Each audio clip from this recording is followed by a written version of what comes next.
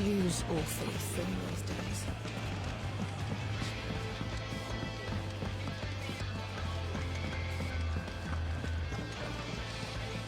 Covered in nicks and lumps, the lot of them. It's a wonder they can still live.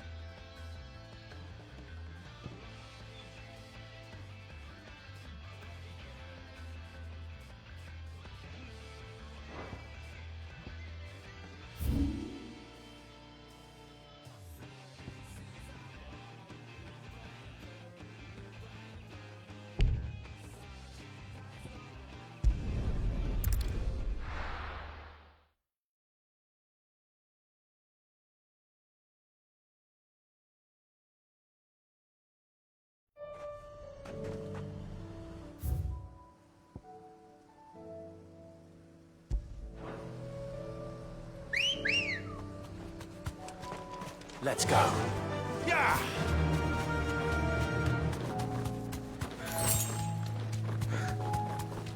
Caution, brother.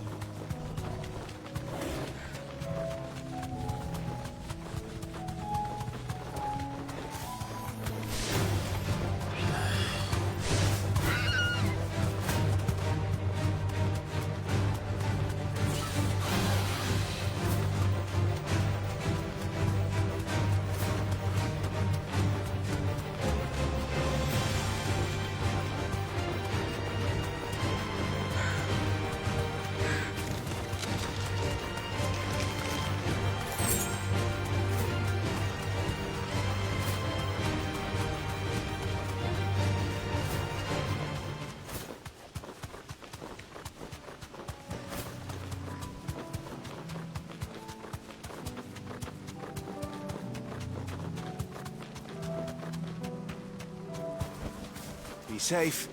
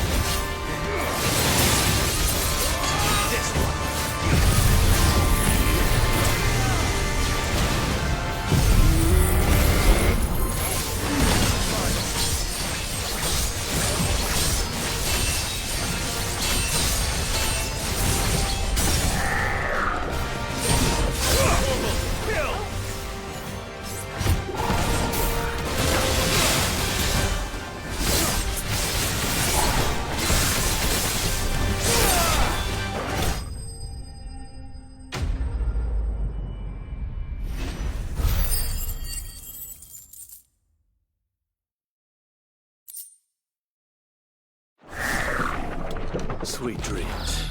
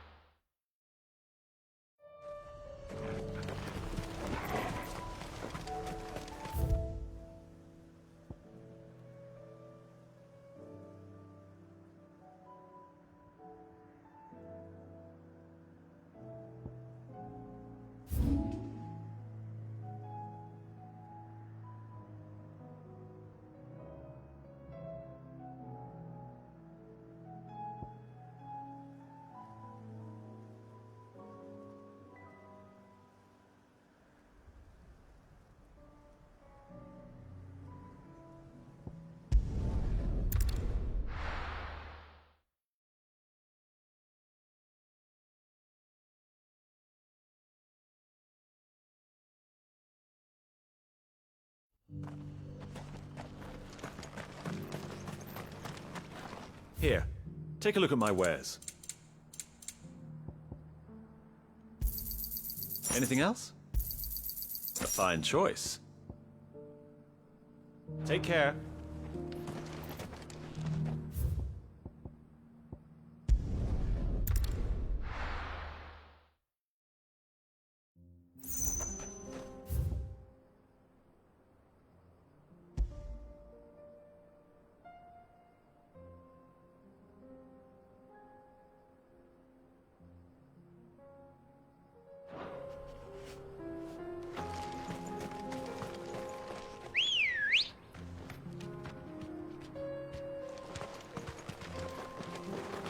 Ready, go?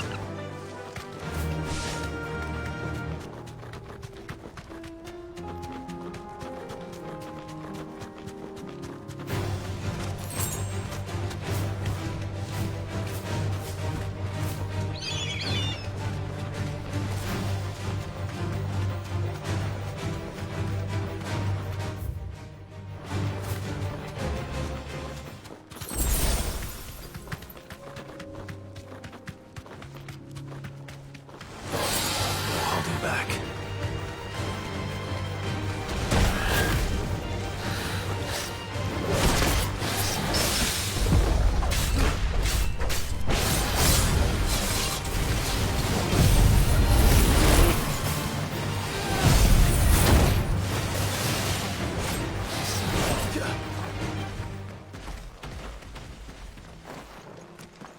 This is no time to ride. Come on. Yeah!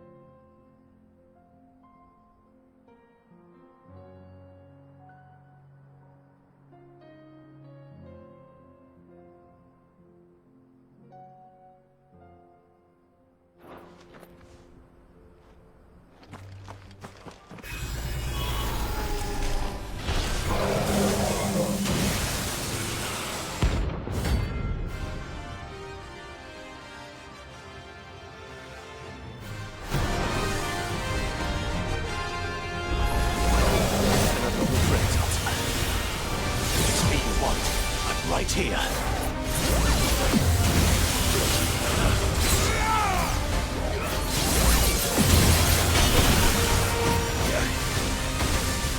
slow.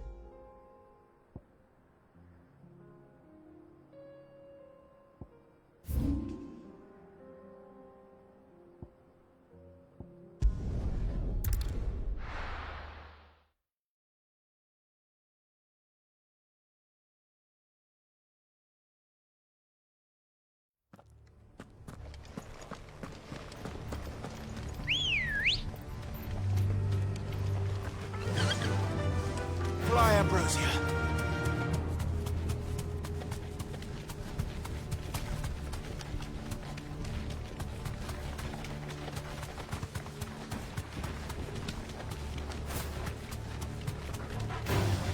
Time to fight.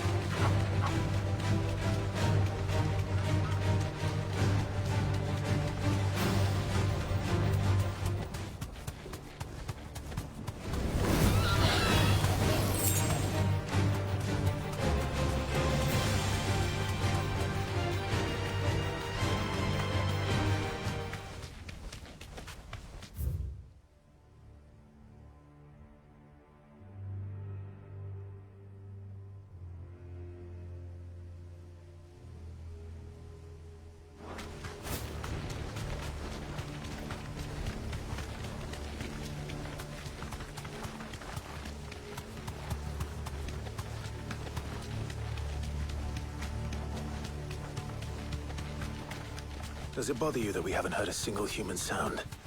Everything about this place bothers me.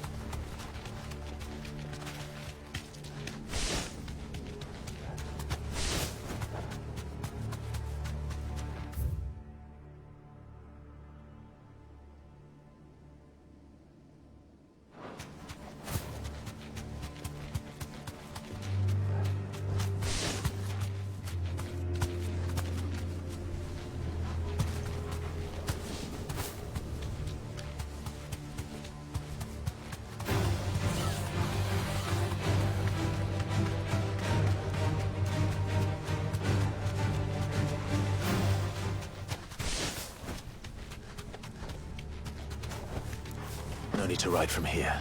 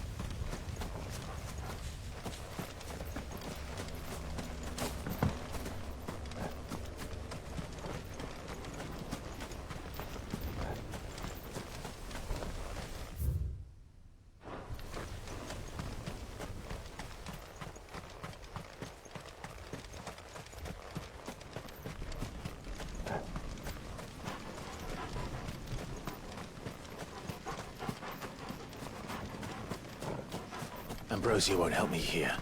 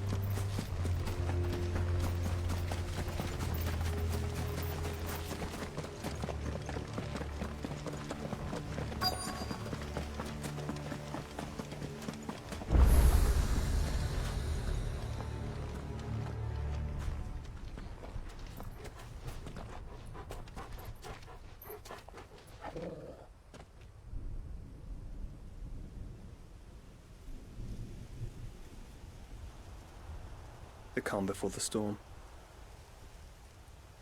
There's only one way into that city. Across the bridge. Through the main gate.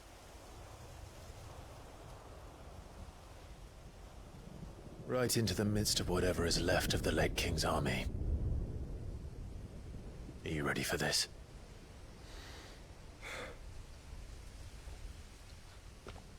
As ready as I'll ever be.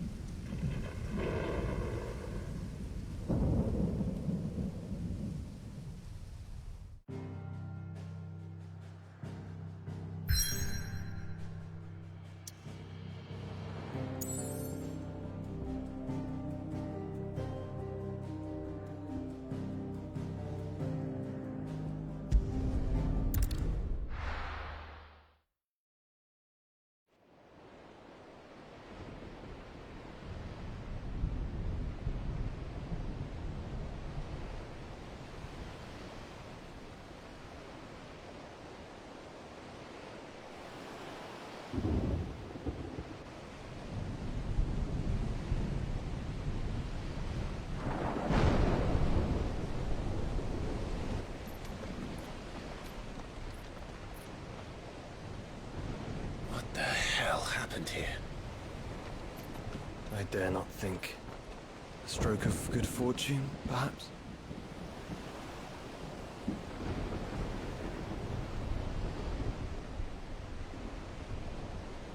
I hope you're right.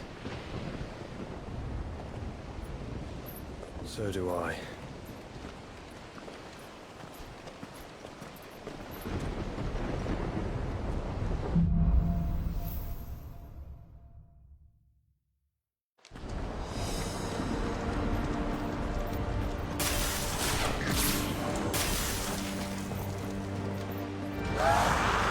The ether has claimed them all.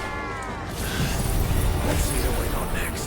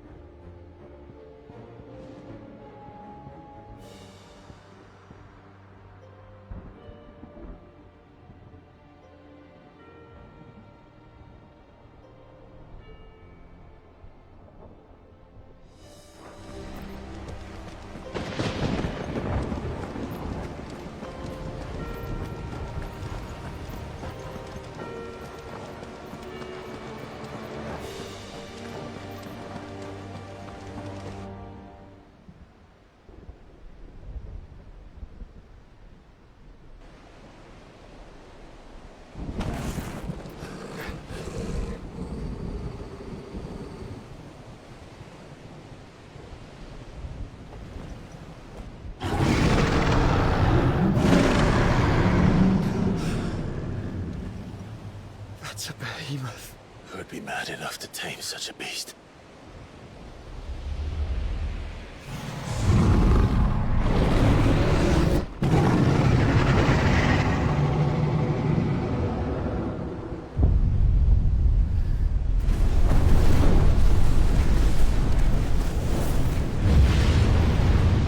Stand back.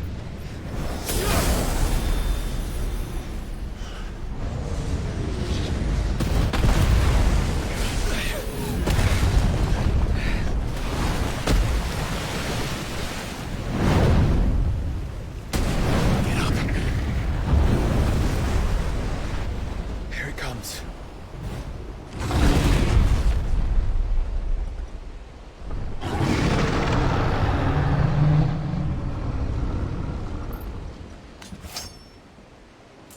Well, what are we waiting for?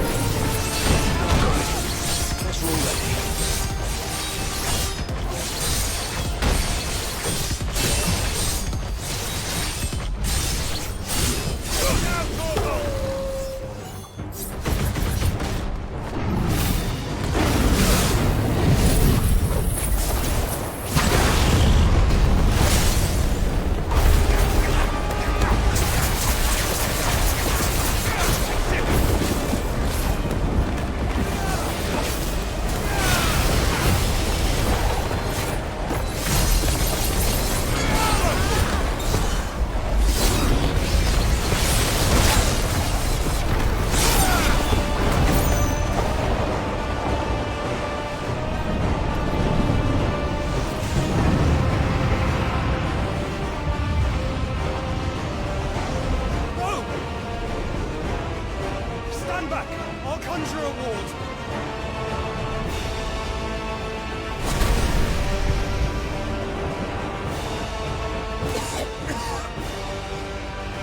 Joshua!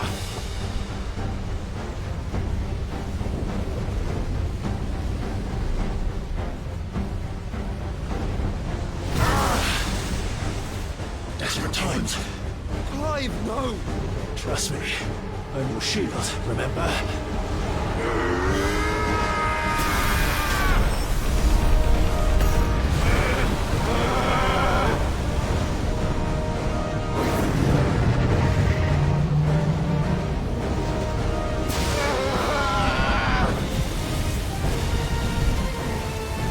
I think this might be a job for Ifrit!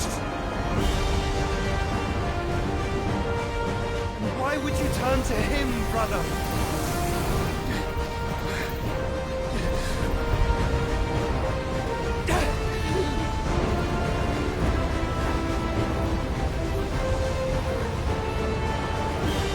When we fight together.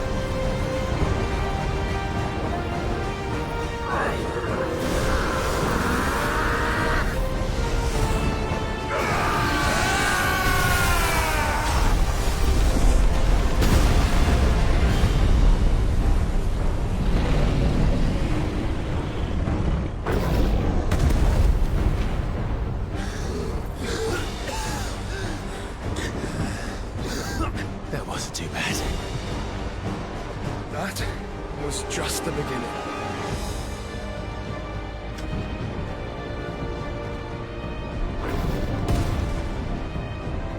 Well done, Tom.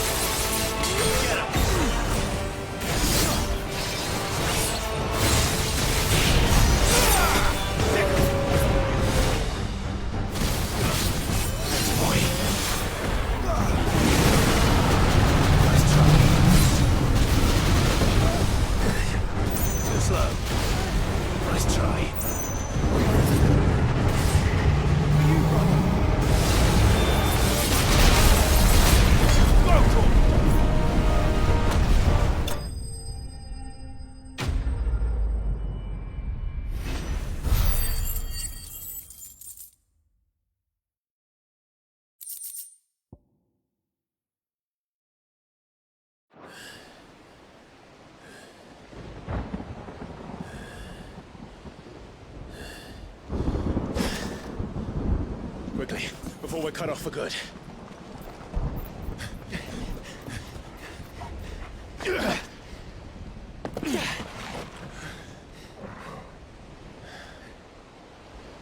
If it is like the others, the entrance to the inner sanctum will be at the foot of the crystal. We're almost there.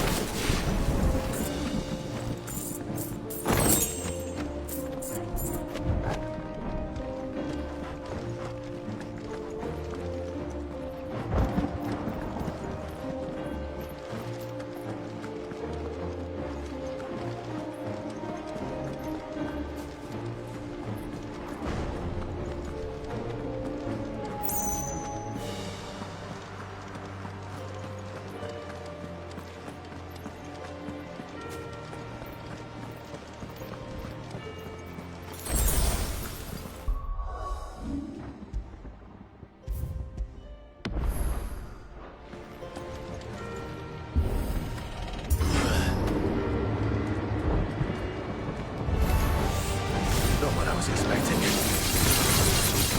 This one.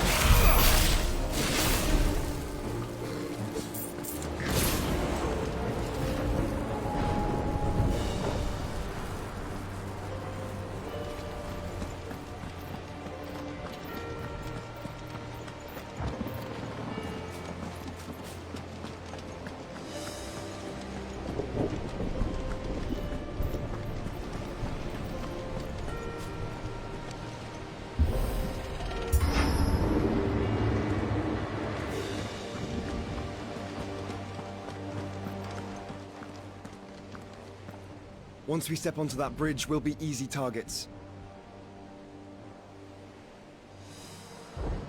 Then we better move quickly.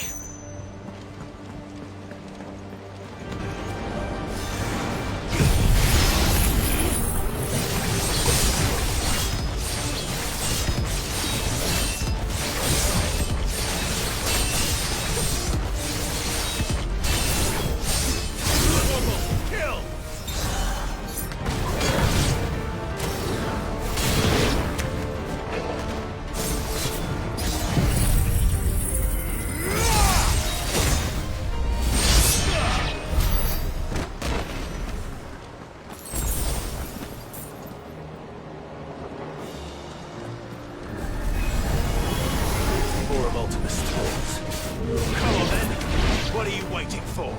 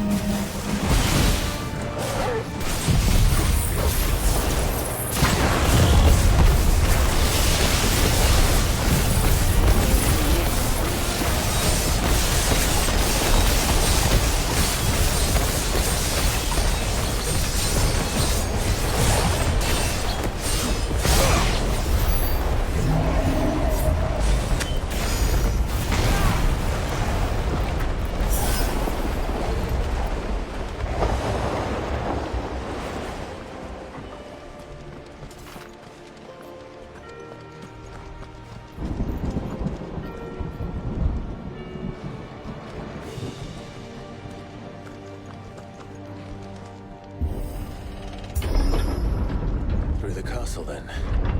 I don't see any other way.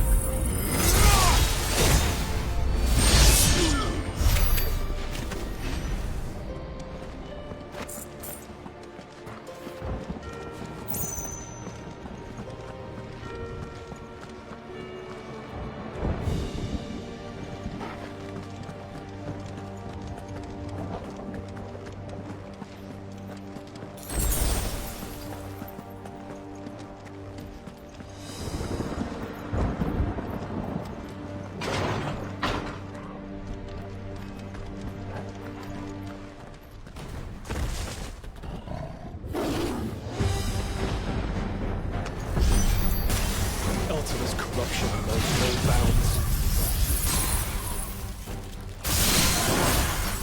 We cannot allow it to spread any further. We won't.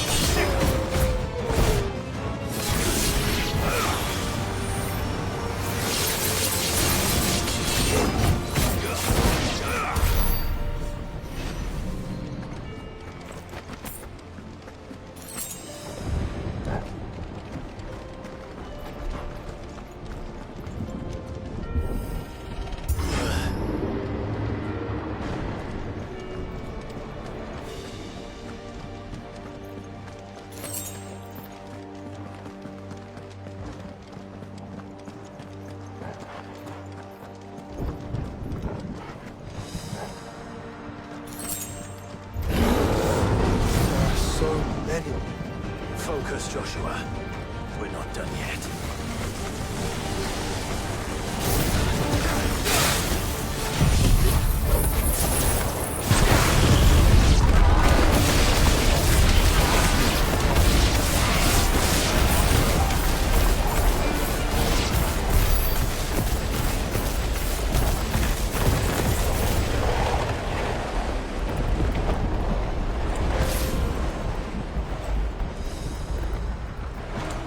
Time to fight.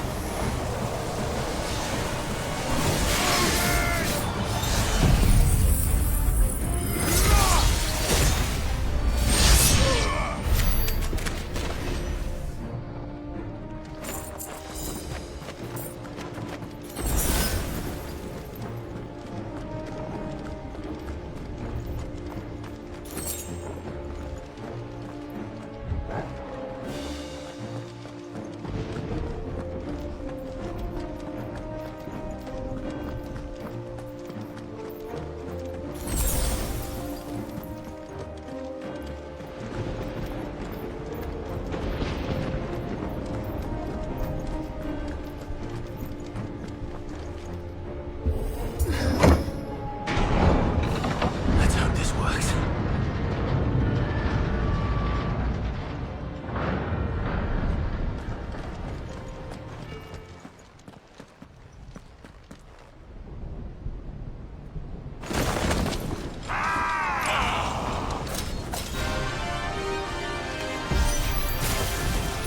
Right.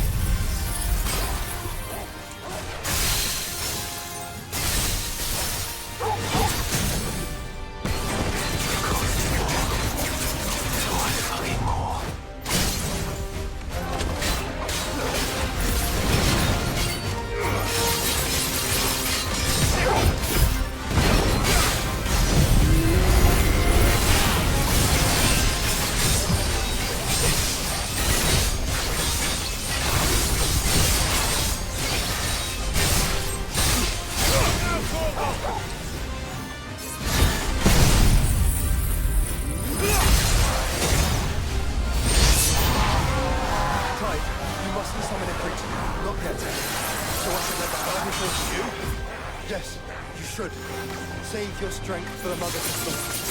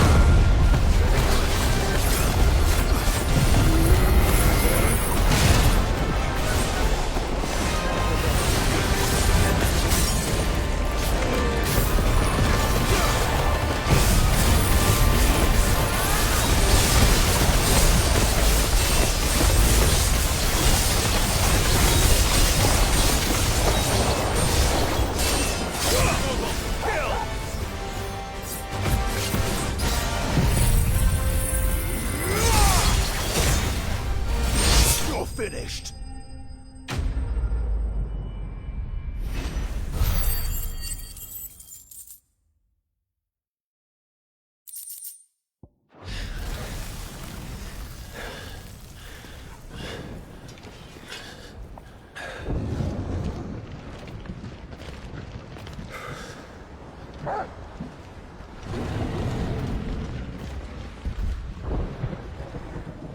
There's no end to them. The whole bloody army's here. Stand back, Joshua. I'm summoning Ifrit. Stop, Clive! You mustn't. We still have a long way to go. If you tap your strength here, you'll have none left to destroy the heart. Then you'd rather die?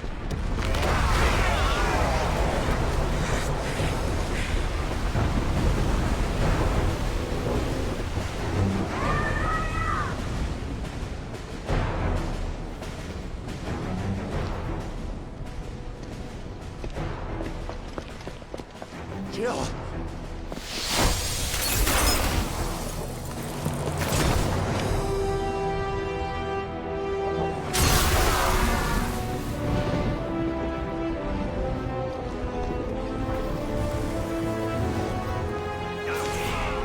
She's not alone.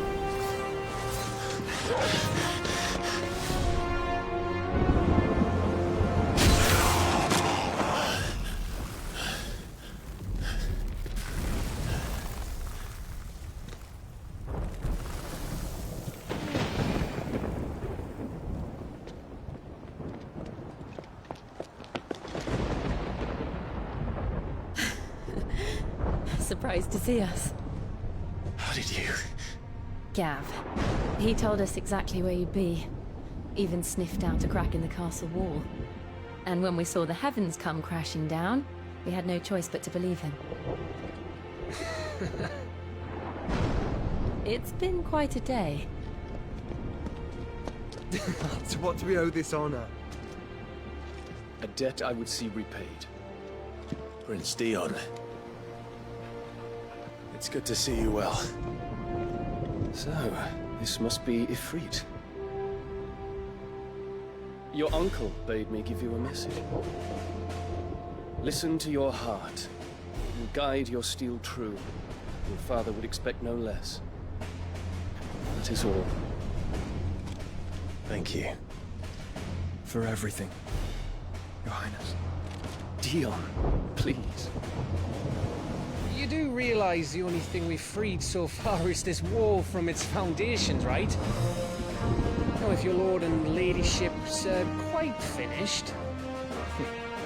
Well said, Gav. We have work to do.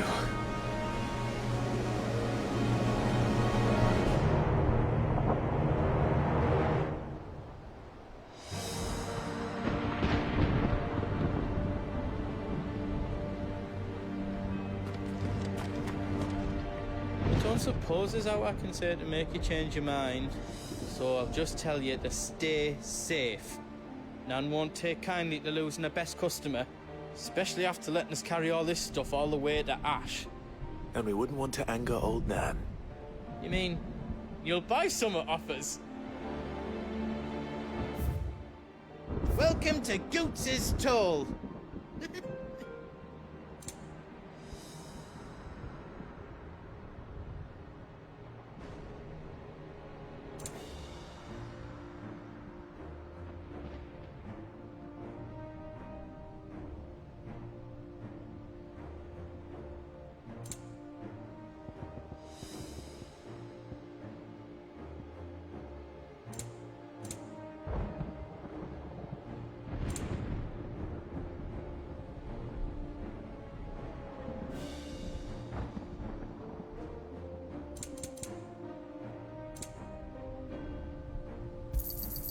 Righto, here you go.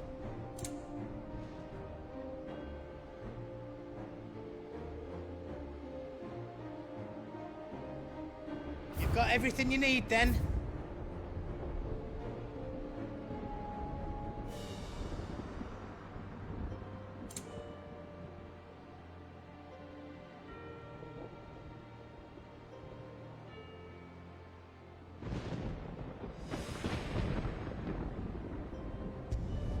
Finished! I think. Reckon I did a good job.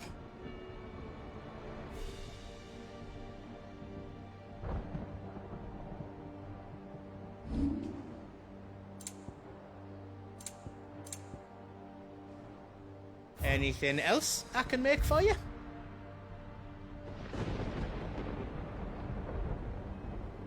You don't want me to make yours out else? Good luck, Clive!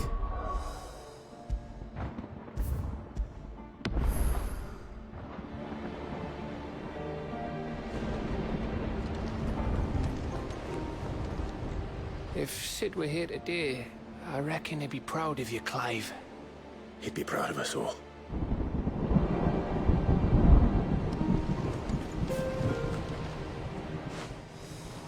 There is still much I would learn of your tale, once this day is done. Until then, all who might come between me and such knowledge shall answer to my spear. I do not envy them.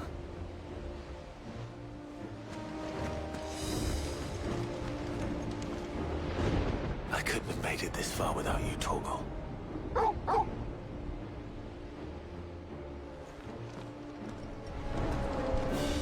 Each parting brings the hope of reunion. I missed you, Clive. I missed you too.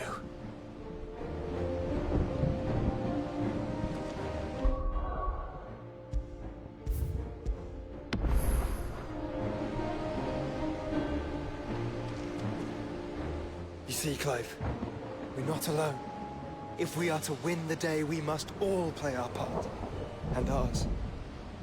Ours lies beyond those doors. We've fought long and hard for this moment. Sid's dream, our dream, is within our grasp.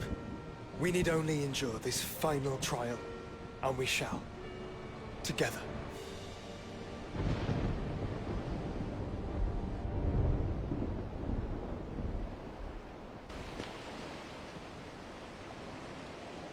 You all know what it is that awaits us beyond this gate.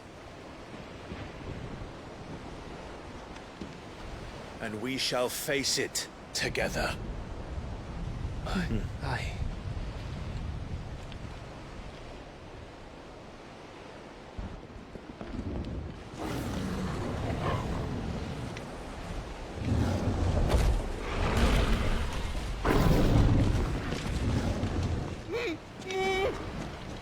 It seems our host would rather we remain.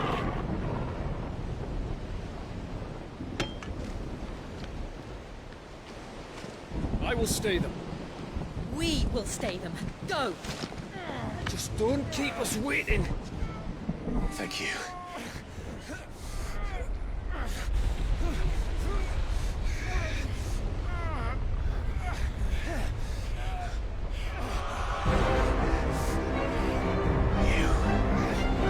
Welcome, sons of fire.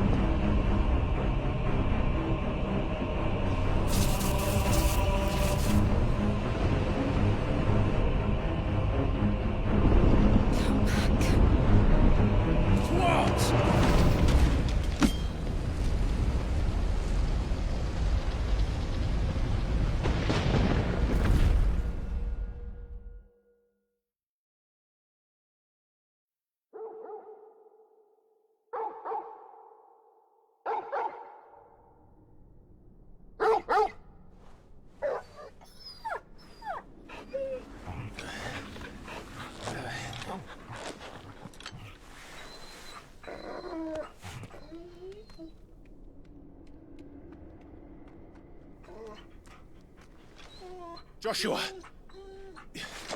Joshua! Wake up! Clive, is that you?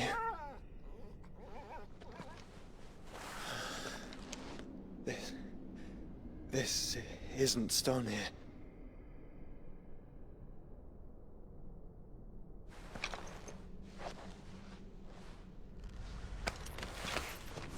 Welcome to our darkness. A rift between worlds wherein your kind might reflect. Show yourself! Grave and many are the sins of man. And we would have you know them. All of them. As fate has seen fit to deliver you home, consider this our welcoming gift.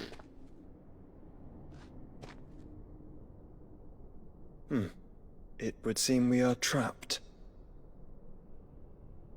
And the only way out is through Ultima. We find him, and we leave.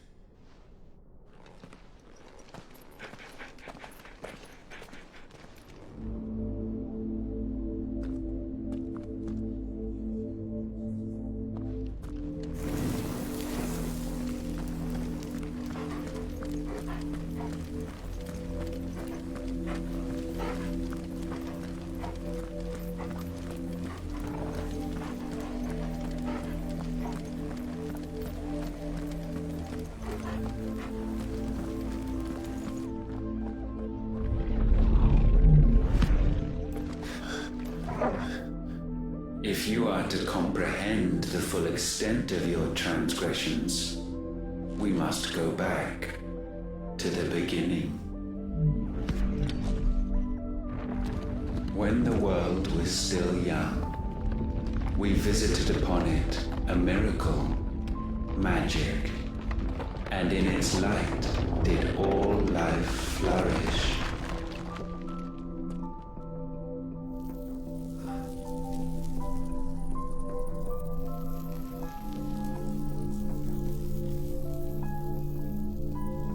Yet the price for this boon would prove heavy.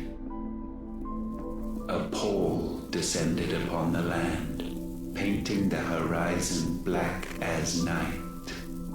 Though we labored to forestall its spread, in this one endeavor we stood powerless. And so we fled, that we might endure, that we might discover a means of salvation.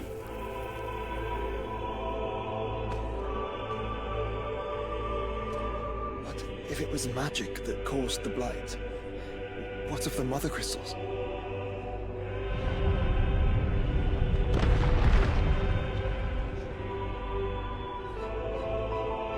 I expect he'll tell us soon enough.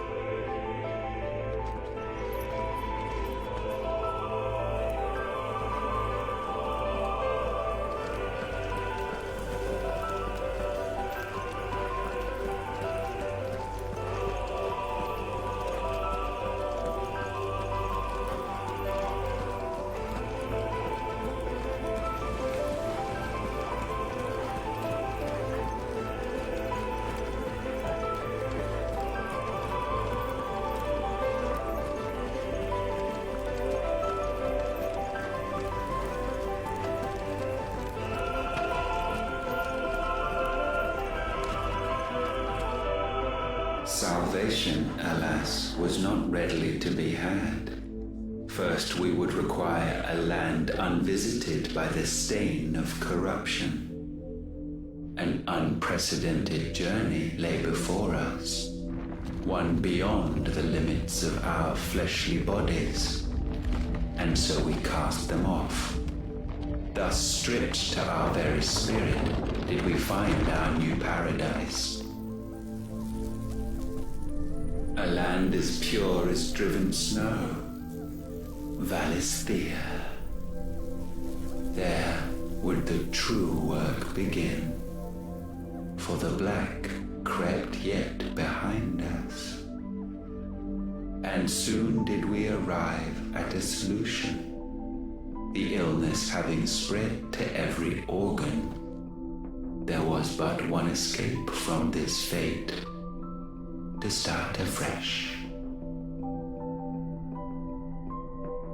With a new world. The one for which Barnabas labored. A paradise free from the blight where his God awaits. And where, if we only forfeit our wills and abandon everything we hold dear, humanity can join him. So, Ultima would have us follow in the footsteps of the king. And follow we shall. For now.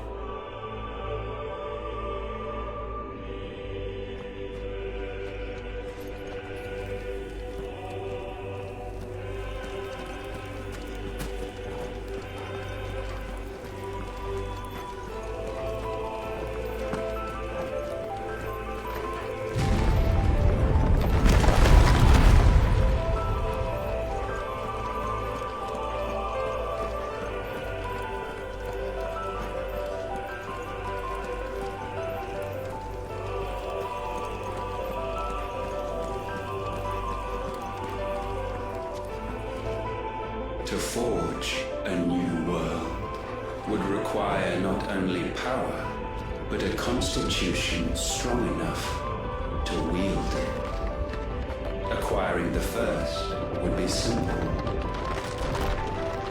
Untouched by the blight, Valisthea was replete with ether, and we had only to place jewels in her crown to claim it. Acquiring the second, however, demanded creativity. And so I cast forth the seeds, of humanity. You created us. Is that not what gods do? We sowed the seeds for you, Muthos, all that you might one day blossom. And our future thus secured, we thought to slumber, though that would prove a grave mistake. For it was as we slept that man committed his greatest sin. He awoke. Alone in a world bereft of his god's radiance, he stumbled blindly, desperate for guidance. Finding no light, he sought to kindle his own, and from that single errant impulse was his will born. Having discovered himself at last, man turned his eyes inward and found he desired evermore that which only magic might afford. So wars were waged and brothers slain for custody over that dwindling resource, and the land, she wept tears of black.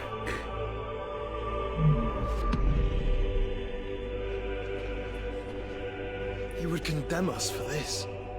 Surely he cannot be so blind to his own hypocrisy. Not blind, just unwilling to admit the truth. Though we're one and the same.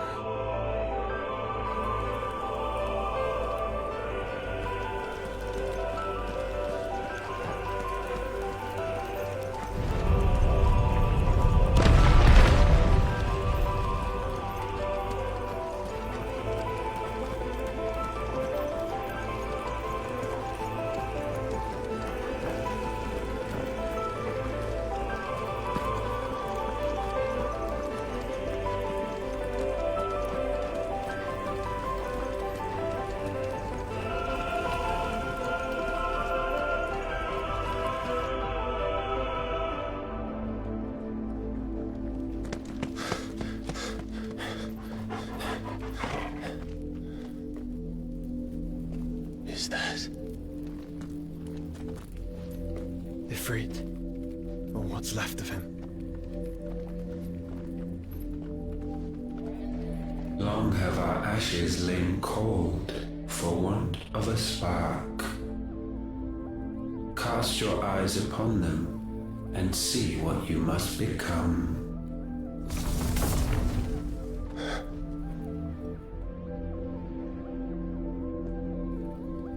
Valisthea cannot endure a second claim upon her being. The avarice of man drives her ever closer to destruction. But she may yet be saved by you. It is what you were born to do, why we nursed you and fed you, as your own mother should have. And now that you are fully grown, our Muthos, it is time at last for you to serve your purpose. to right your wrongs? If our sin is wanting to survive, then you are as marked by it as we are. The fault is yours. Our wills were born because you abandoned us.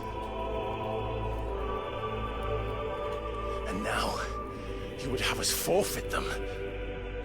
All for a place in your new paradise. Do you imagine yourselves worthy of one? Mankind has no place in our world.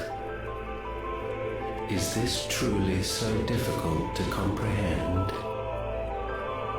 We only ever require you, Muthos, when the time comes to bid this wretched realm farewell.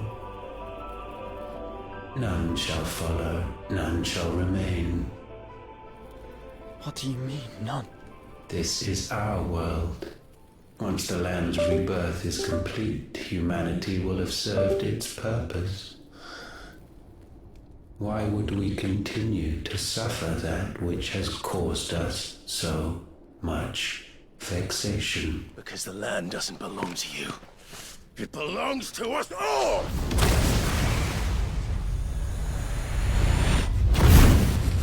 What? That is where you are mistaken. You own nothing but your precious will.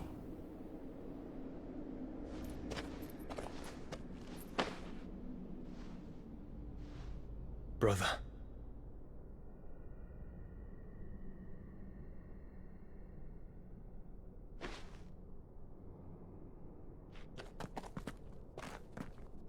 I can't do this alone.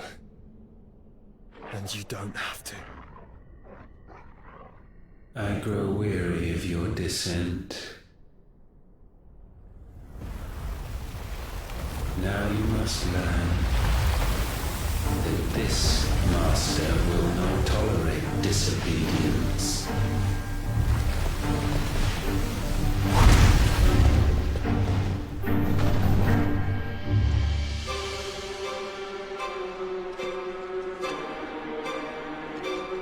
My friends, my family.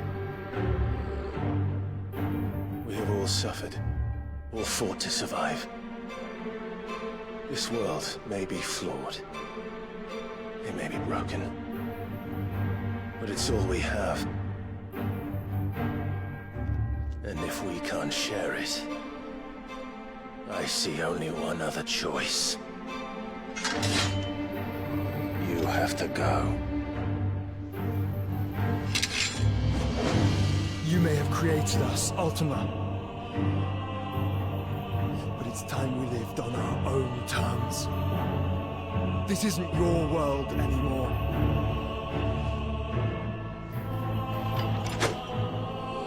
It's ours. Bow down, offenders, hearts disdained.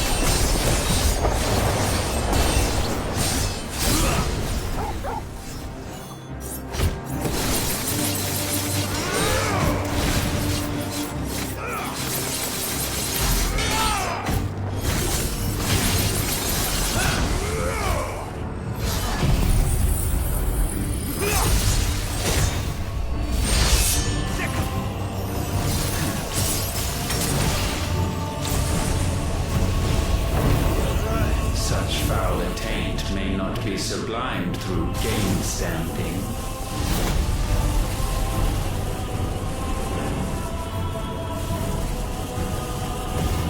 Only with heads hung low is penance paid. Oh, wretched mortals incapable even of contrition. In fitting season shall we reap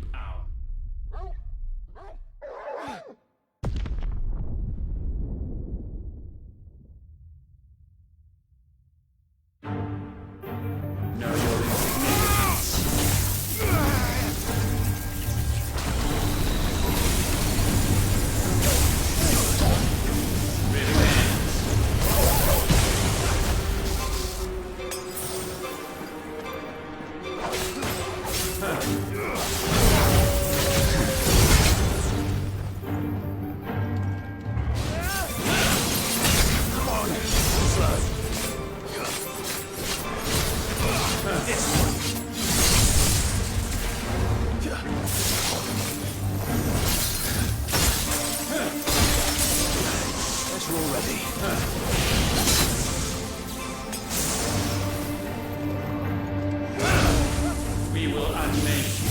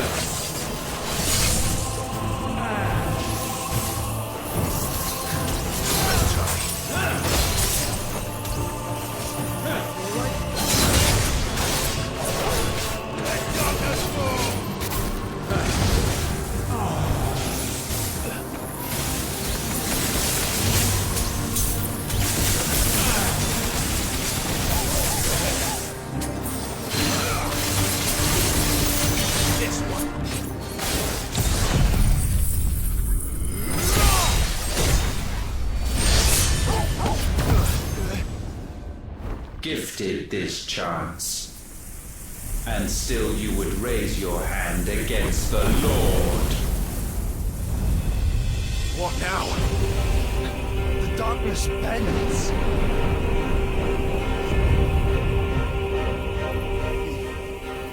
He means to end us. It wouldn't be the first time. But let's make it his last. Your fate is inexorable. Surrender the vessel unto the darkness. Surrender it unto us.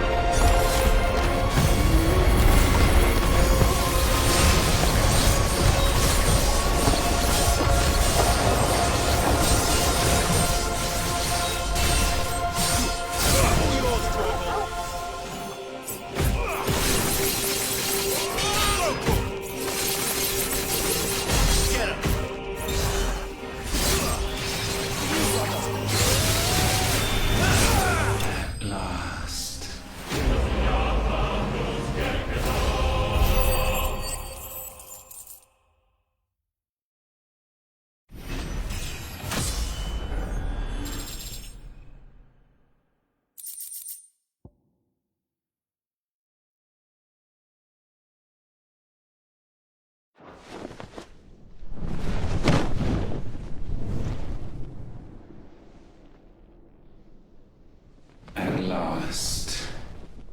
For countless generations have we awaited this moment.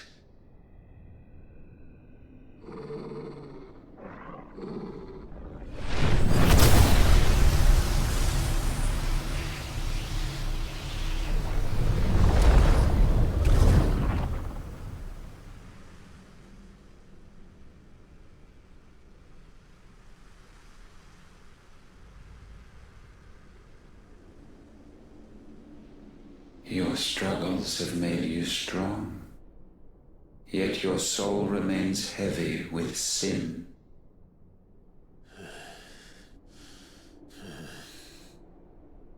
Absolution is nigh. Repent, and all shall be forgiven.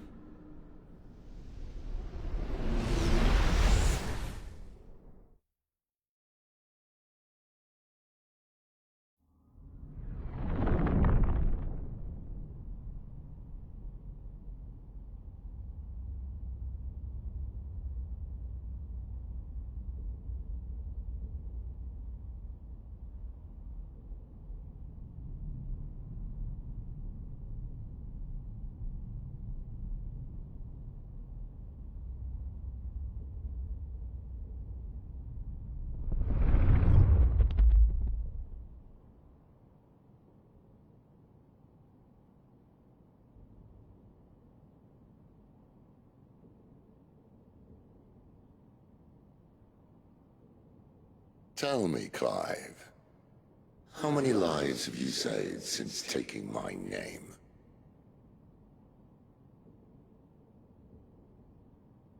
Fewer than we have ruined. Wherever we go, we leave a sea of tears in our wake. These are the wages of your will, son. What good are our choices when all they ever bring, all they will ever bring, is death?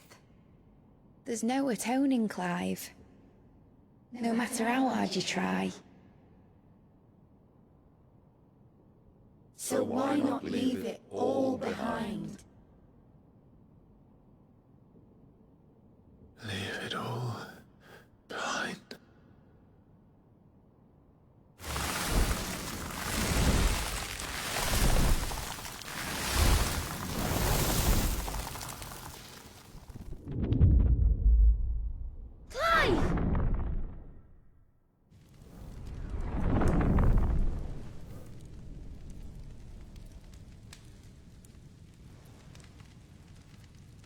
Please, won't somebody save me? Won't anybody love me? I yearn, yet still she is not mine. Have I not given enough? From will is born desire, and it is this which consumes you, rendering you incomplete. Do you not see how the world bends and warps under the weight of your hungering hearts?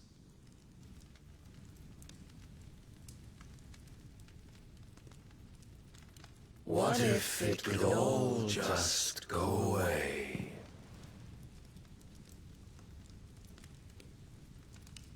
Just go away.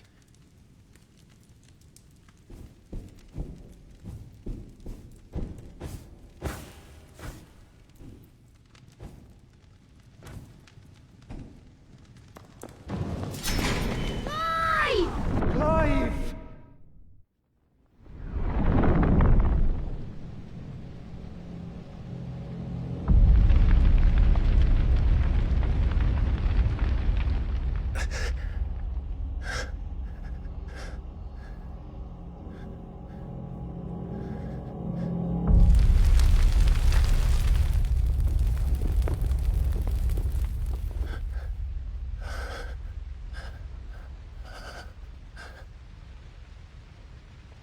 None of this is real. Wake up. It's time to go home, Clive.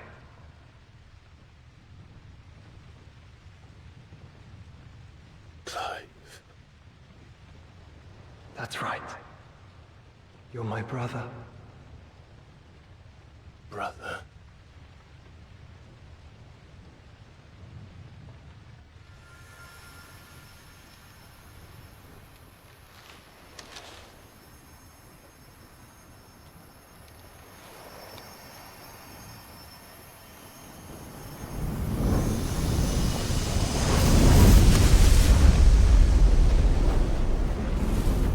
Come.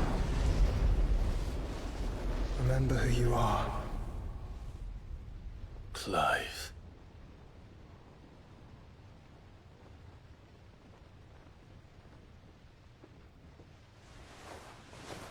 Once more, lest you forget.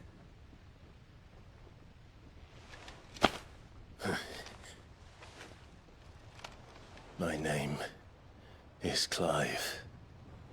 Clive Rossfield. Look. Ultima.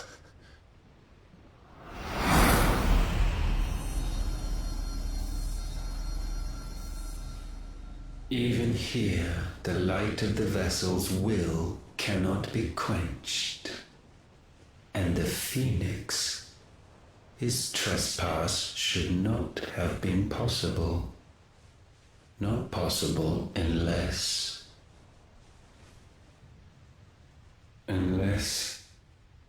he has been with Muthos all along. The mark of the Phoenix, emblazoned upon his heart, made manifest by the power of will alone. The power of creation. Can it be?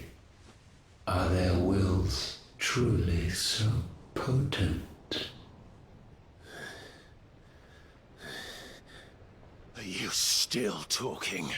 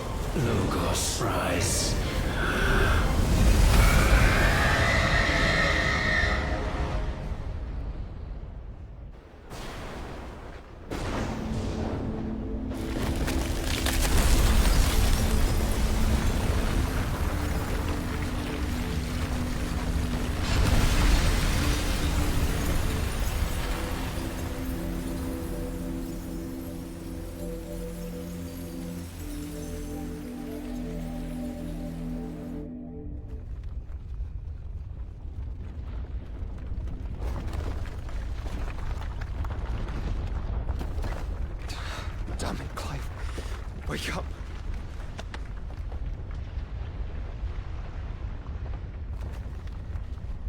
That.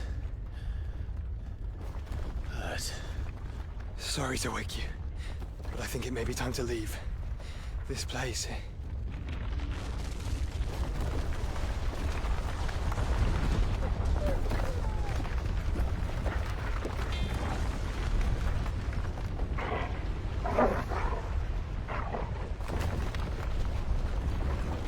And once again, does my creation stray from the path laid before it?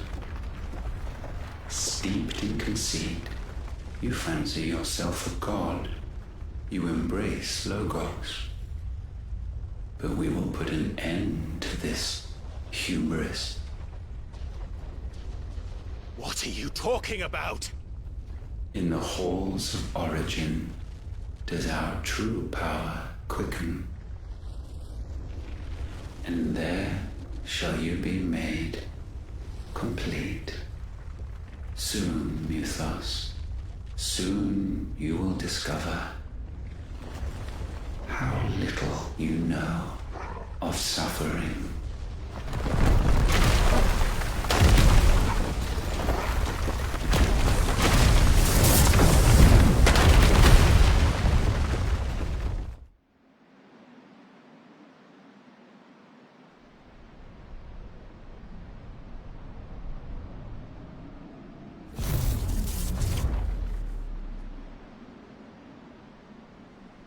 And so the crystals are no more. Yet in their silence, a new song rings. Its chorus building, a crescendo as it enters its final movement, stirring those long aslumber to waking. And back to their origin.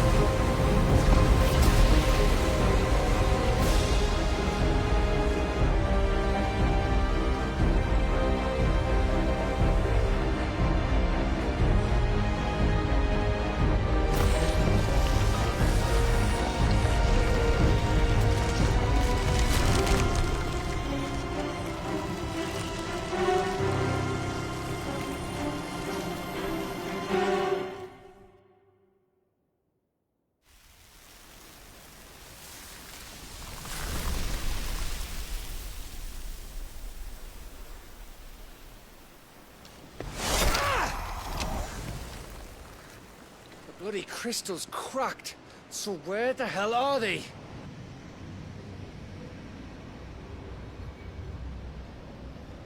Oh, fuck me.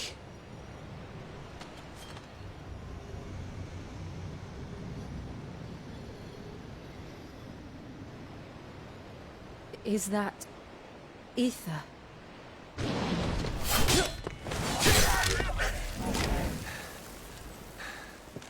What in good Grieger's name is going on? This is wrong.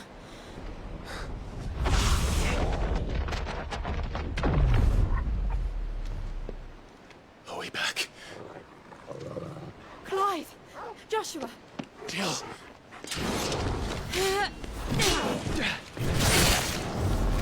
Is everyone all right?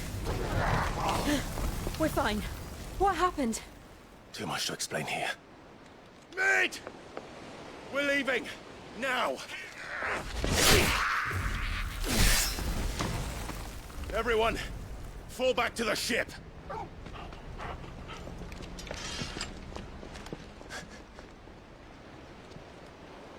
I will be with you anon. Thank you.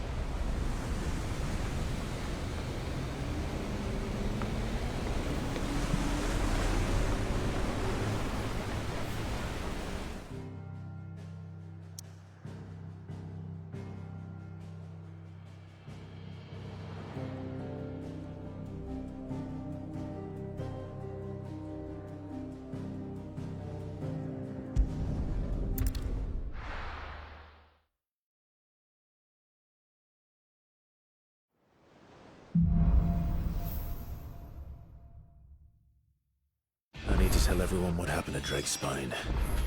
And I'm going to need Otto's help.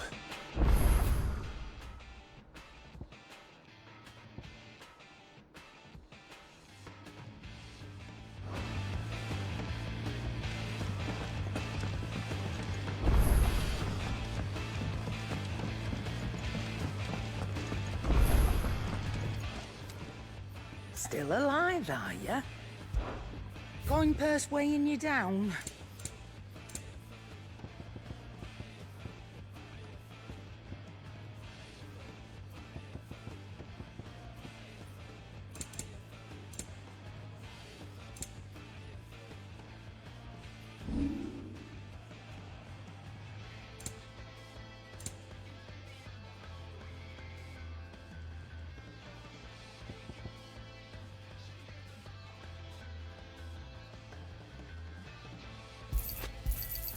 You got out else?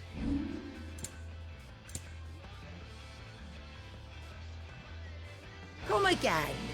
Or don't. I'm not much bothered either way. So, what'll it be?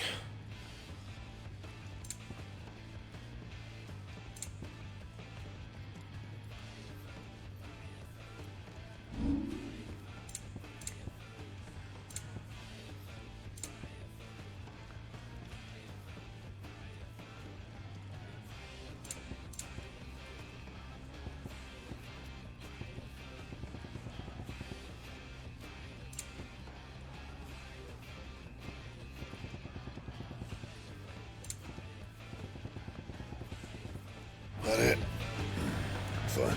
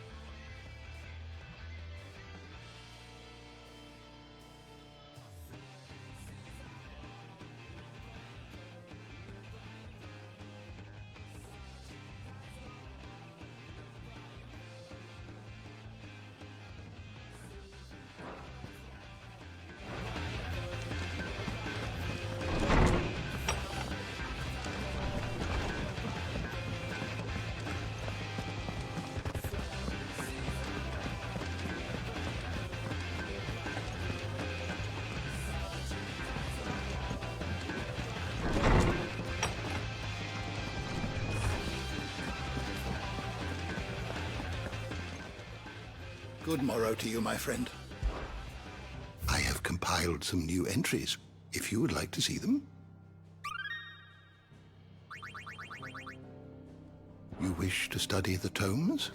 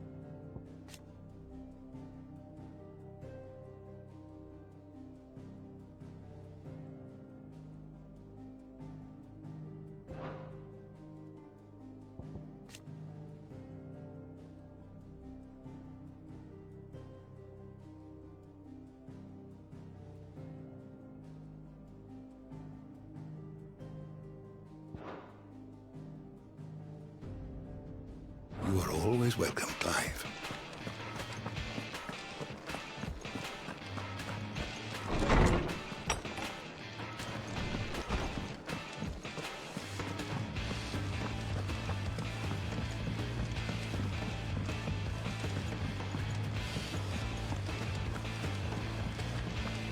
There's something about it.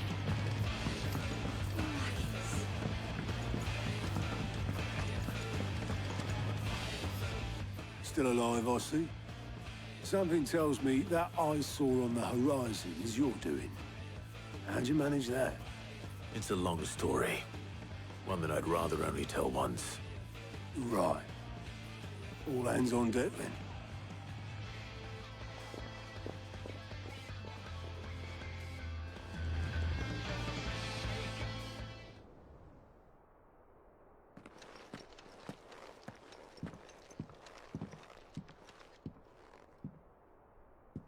Is this everyone?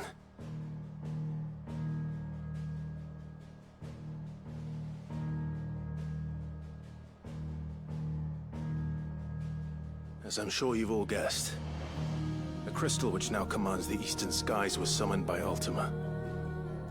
He called it Origin. Though the significance of that name is as yet unclear. What does it matter what it's called? Its emergence tore Twinside asunder, and wiped my homeland from the map.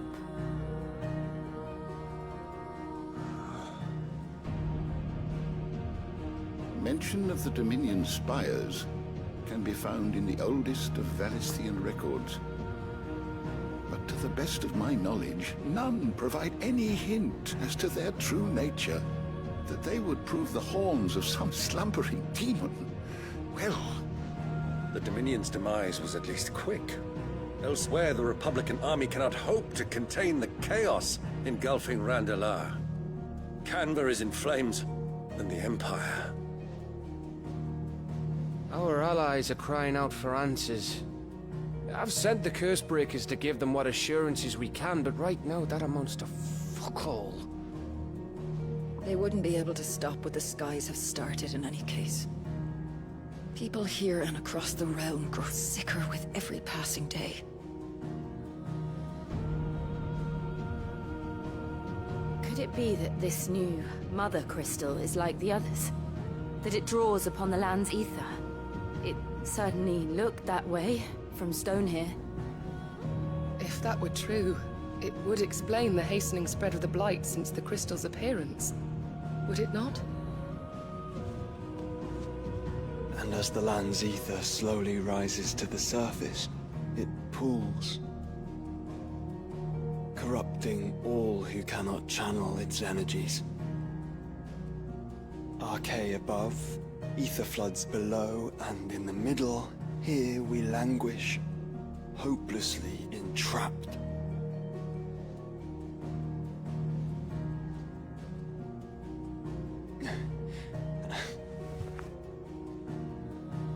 It's all right.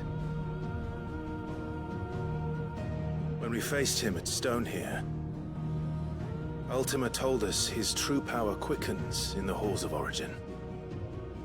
Needless to say, we cannot allow that to continue.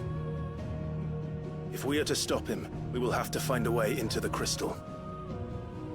How are we gonna manage that then? It's up in the sky. And fast as she is, the Enterprise can't fly.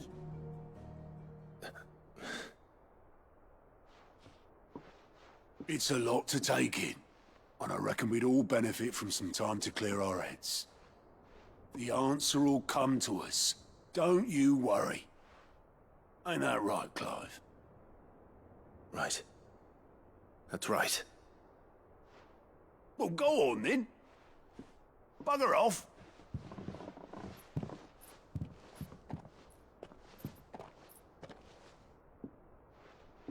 Same goes for you, Clive. You won't solve anything like this. Trust me. Go and get some fresh air, eh? Thank you.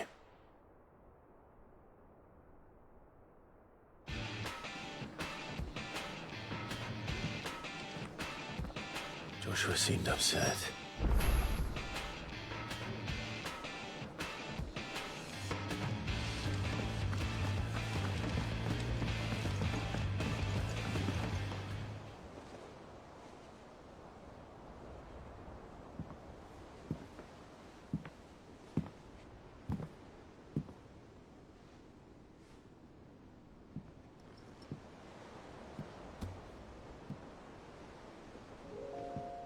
Ultima may have created us, but he doesn't make us who we are.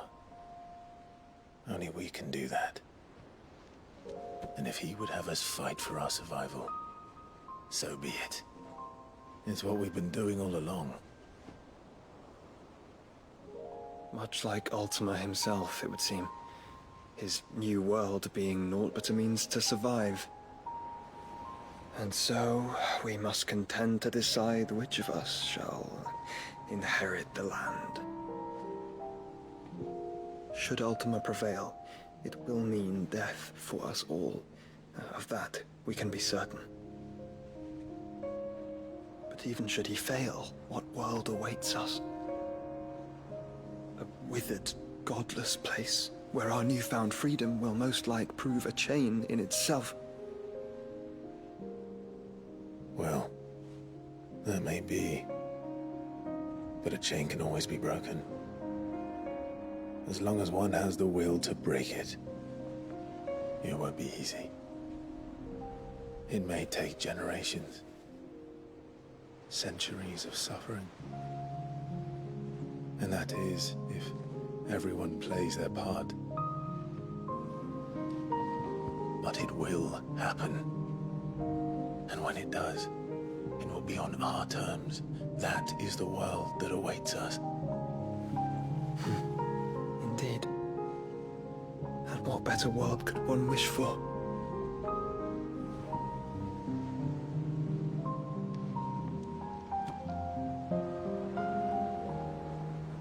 But first, we have to reach that crystal. Then it's a good thing I have wings. You can barely stand, let alone fly. And only the Founder knows what horrors await in those skies. Are you certain about this? Am I certain? I am the Phoenix. I will do what I must. This is our fight. Remember?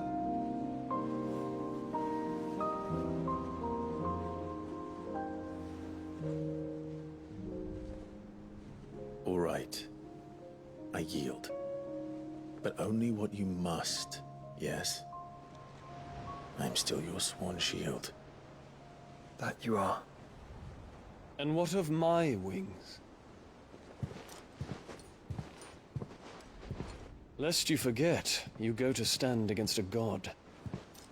I would not have you succumb to fatigue before the fight begins. Ifrit, your brother mentioned that some few of the dominants who had lost their power to you were still able to prime. Is that true? It is. But their icons no longer submitted to their will.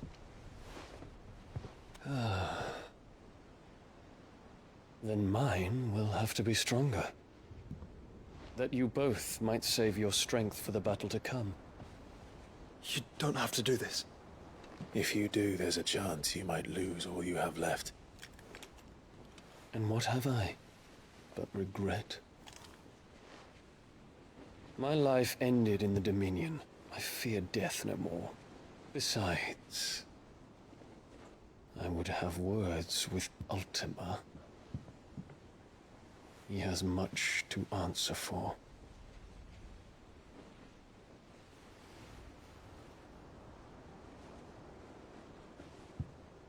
We are in your debt, Dion.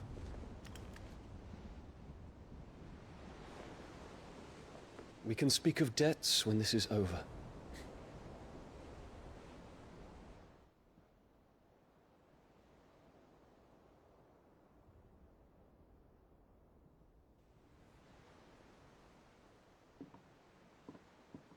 He speaks like a man who knows he's not coming back.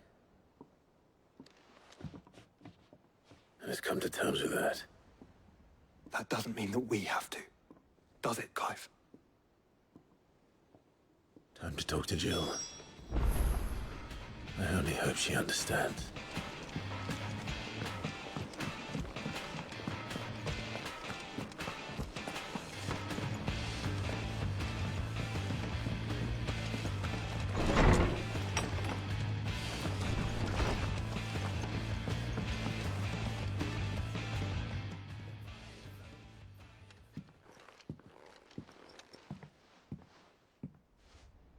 Come to wish on a star. That might not be such a bad idea. This is it, Jill. You know what I have to do? Why I have to do it? There's no turning back now. This is where our journey was leading us. Where it will end, for better or worse. I could pray to Metia for you. But you'll be all right, won't you, Clive? You always are. I did promise we'd watch the moon together. I'll be waiting.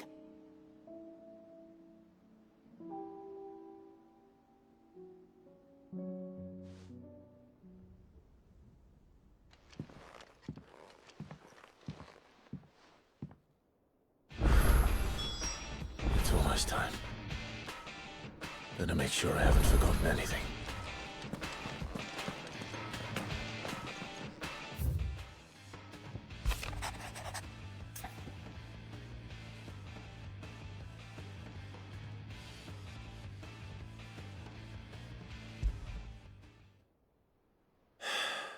What is it this time, Torgal?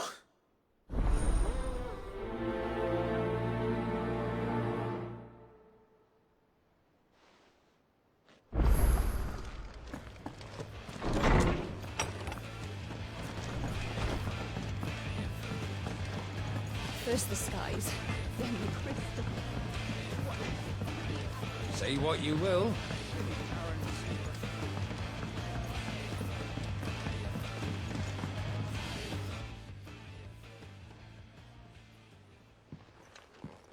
Pining for something, boy. What is it? What do you see out there?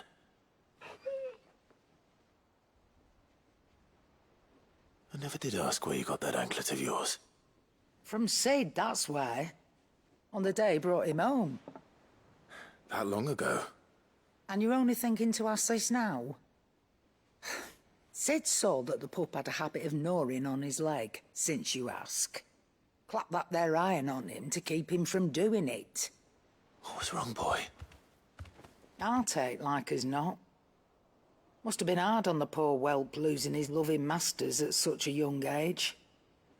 Doubly hard in being a frost wolf, torn away from his icons and all. Sid would always tell him, you want that iron gone, you find what it is you're looking for. I reckon what he were looking for was you. I'm sorry, Torgal. Sorry for making you wait so long. Let's get that thing off you.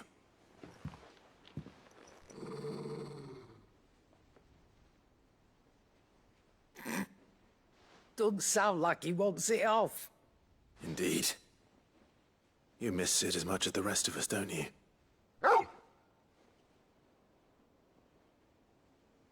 You want me to go with you somewhere?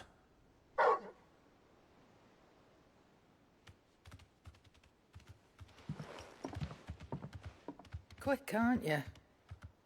Glad you've been paying attention. Not nearly as much as you have, Lady Karen. Aye, good thing and all. It's not like Gav would have kept him in nuts and rubbed his belly these past 10 summers. Your kindness is appreciated. You've been a good friend to him. Only because he doesn't talk back like the rest of you. Go on now.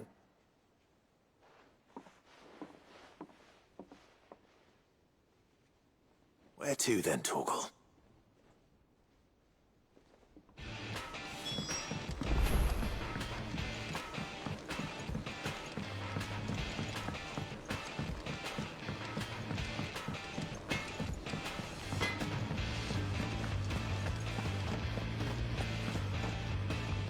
All right, Torgal.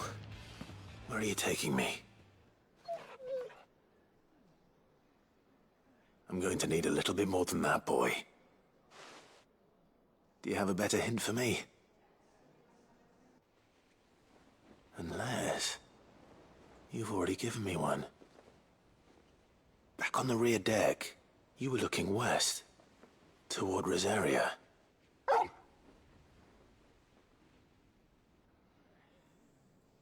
Why don't we try the rookery?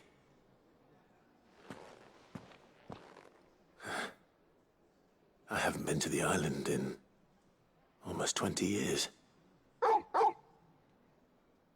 To Port Isolde, then. Fingers crossed the old mooring is still there.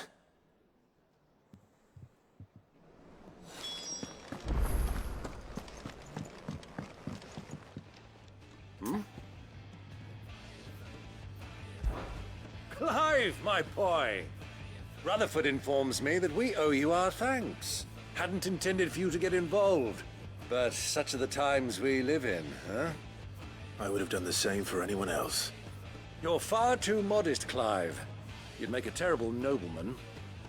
But tell me, is the realm truly in as dire a state as Rutherford suggests? From what little I saw, you were right to be worried. I suppose I should have expected the worst. But I was rather hoping the great and good of the realm might have things a little more under control. Alas, it seems that firm leadership is in short supply these days, and without it, the people are bound to lose their way. We must move quickly. But where do we start? True, the challenges that face us are many. But in my estimation, there are two key areas to be addressed before any other. The realm's armies, and her larders. As you've seen firsthand, it's every man and woman for themselves out there. Certain cities have banded together to try and maintain some semblance of order, yes? But such cases are few and far between. And yet, the only remedy for the chaos that faces us is unity. A unity that transcends even the borders laid down by our ancestors. In short, if Storm does not stand together, she will fall apart. But how would one even begin to unite the realm? The armies, my boy. As I told you already, we begin by restoring order among the ranks of those sworn to maintain it. Sadly, I doubt I could convince even the lowliest gaggle of privates to dig a latrine together. But I do know someone the High Commanders have been known to listen to on occasion. Field Marshal Eugen Havel. I thought he was retired. He was, until an Akashic army tore through Randalar and killed most of the rank and file. There is no man alive more capable. Literally. And as luck would have it, I've already spoken with him on the matter. Of course you have. And he's agreed to help. On one condition. That he first speaks with you personally. Havel has always been a man of frustratingly rigid principle, and he has certain qualms about clasping arms with, well, with an outlaw. I extolled your many virtues as best I could, of course, but the old goat was adamant that he be allowed to appraise you in person. You don't mind, do you, my boy? Of course not. As long as chaos reigns, we will never build a better world. I'll do whatever it takes. And if the Field Marshal wishes to speak with me in person, then so be it. That's the spirit. I'll leave for Randalar at once. Would you send a Stolas? Of course. Rutherford is already in the Dalmekian capital. I'll have him tell Havel to expect you forthwith. Excellent. Thank you, Uncle. No. Thank you, Clive.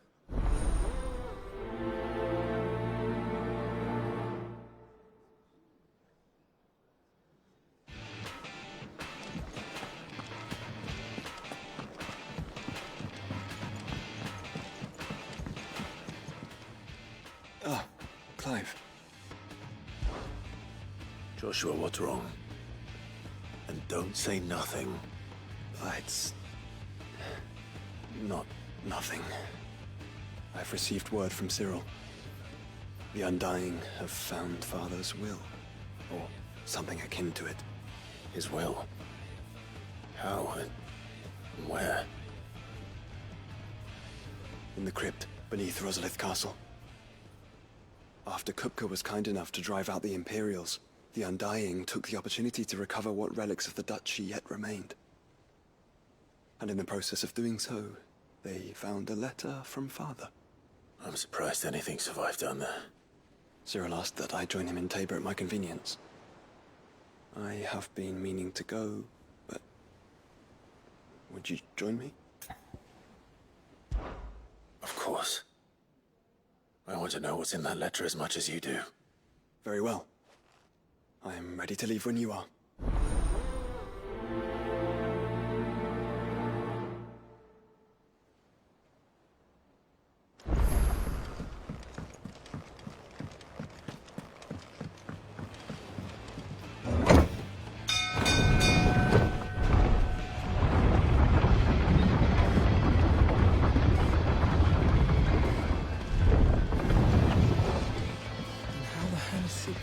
think that thing is?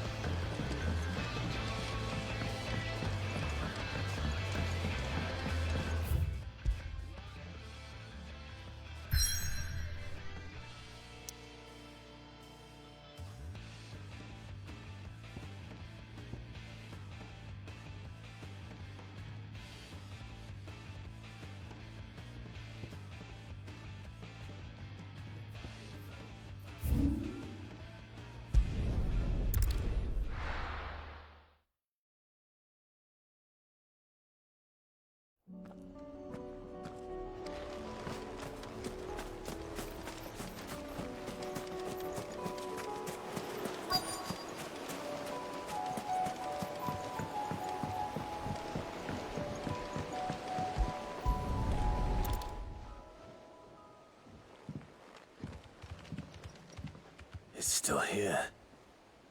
After all these years. A lot smaller than I remember. And you're a lot bigger. You might have to swim, boy.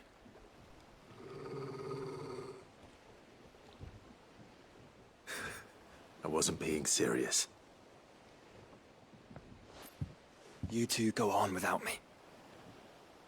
I doubt that boat will hold a third. If you're sure, we won't be long. Hop in, boy.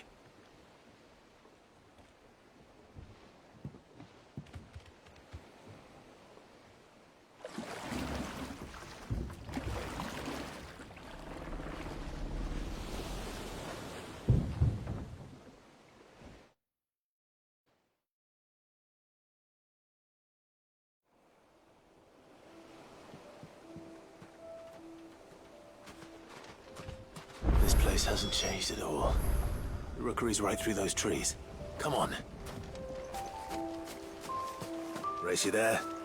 I bet I could still beat you.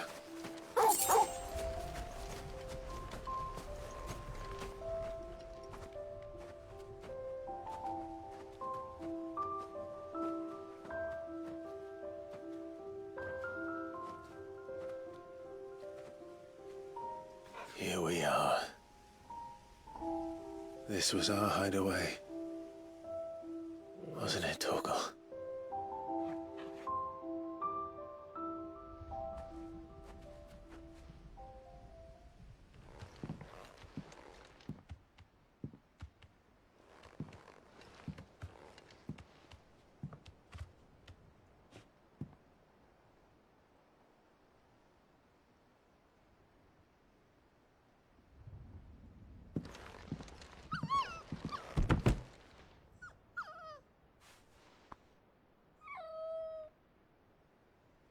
Coming here helped me to forget who I was. Or wasn't. Prince, shield.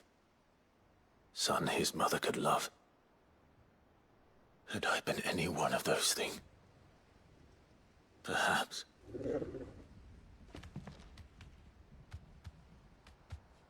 What is it, boy?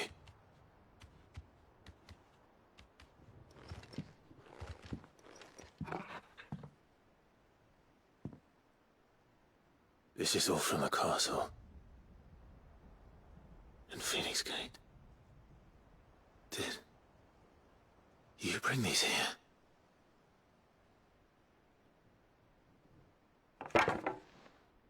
My sparring sword.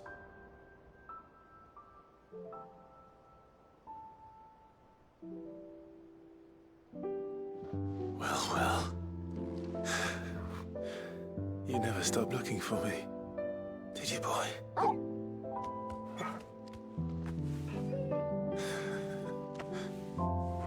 Thank you, Torgal. For never giving up. For never forgetting.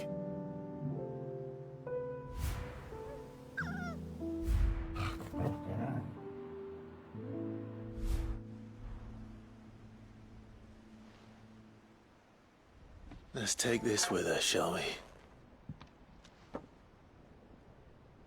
So I don't forget either.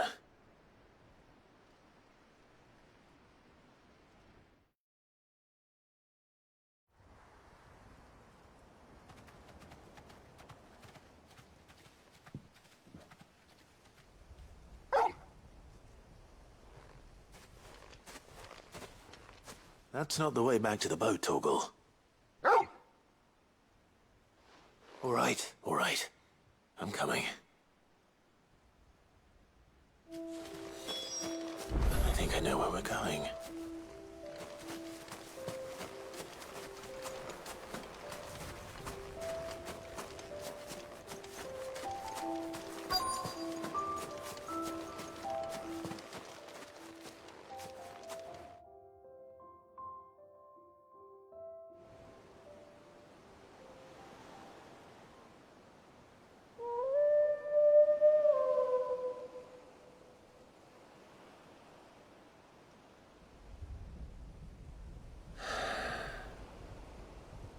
People always talk about the importance of putting the past behind you. But without it, we wouldn't be who we are today. And we certainly couldn't steer our way to a better tomorrow. Come on, Torgal. Let's go home.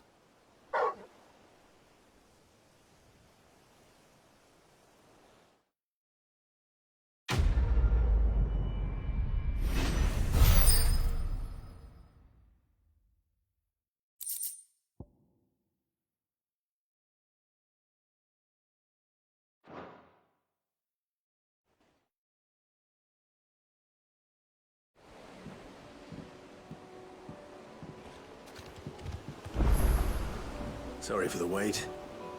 We're ready.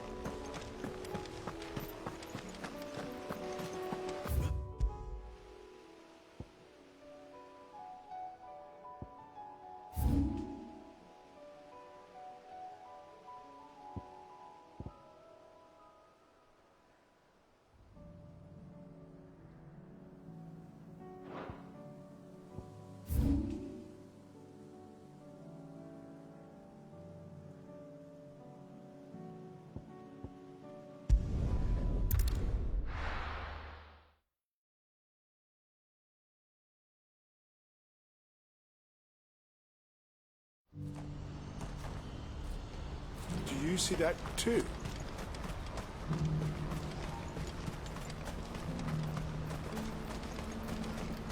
Papa? What is it? Please. Stop. I'm scared.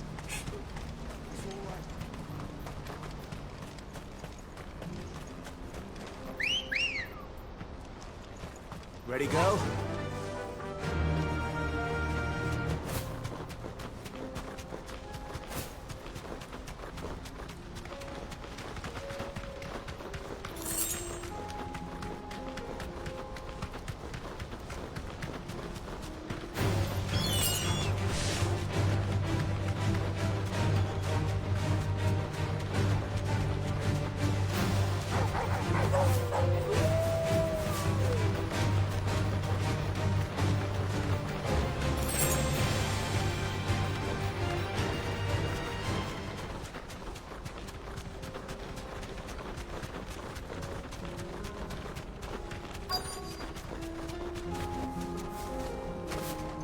Can't be Rutherford, can it?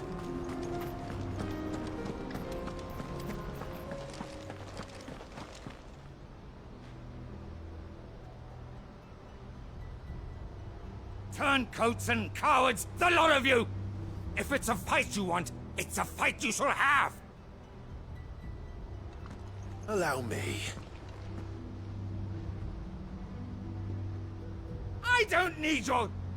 Please, Field Marshal. Oblige him. This won't take long. You're right. It won't. Men, finish him.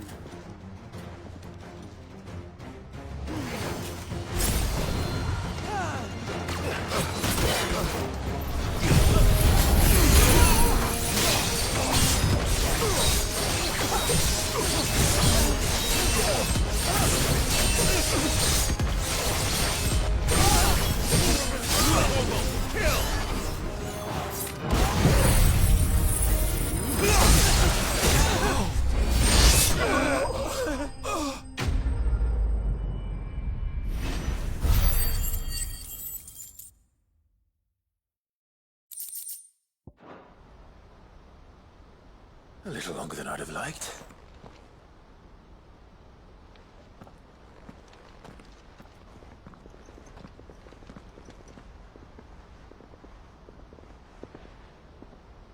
Field Marshal Havel, I presume. Are either of you injured? No, my lord. You arrived just as our escort turned on us. Fucking traitors. I'd heard reports of soldiers in the outlying regions abandoning the oaths they swore. But I hadn't thought the corruption had reached so close to the heart of the Republic. It's a fucking disgrace. Your interfering old bastard of an uncle tried to warn me, of course. My lord Marquis, or is Sid the Outlaw more to your liking? Call me what you want. It doesn't change who I am, or the urgency of the message I bring. My uncle has a plan to right the realm, and he needs your help to see it through. Before I agree to anything, I'd have you answer one question. What do you stand to gain from all this? I won't deny that I might benefit from further chaos. But I seek a new beginning for all of us. And while the choices I've made may not always have been the right ones, I know I made them for the right reasons. For so long, so many of us have been told how we could live, how we could die, when it should have been our decision all along. Now we have a chance to put things right. But in order to take it, we must stand together. Even if it be beside those with whom we don't see eye to eye.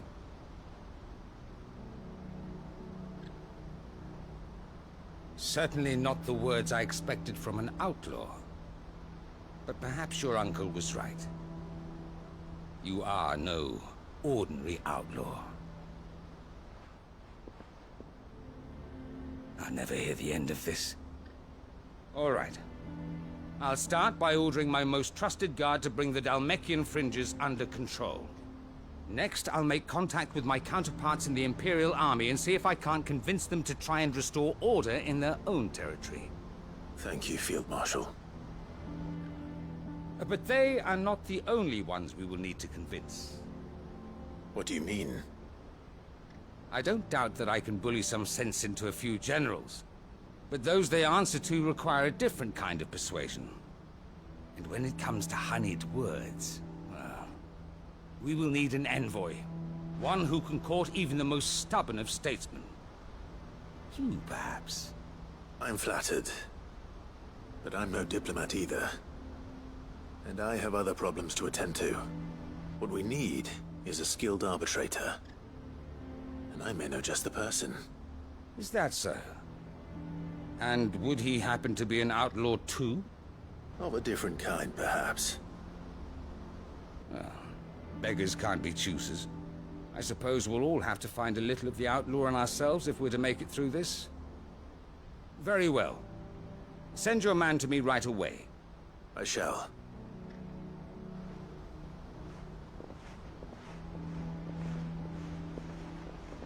My Lord Marquis. Your Lord Uncle bade me escort the Field Marshal to his manor in Port Isolde. And I will see that my associate joins you there. Very good, my lord.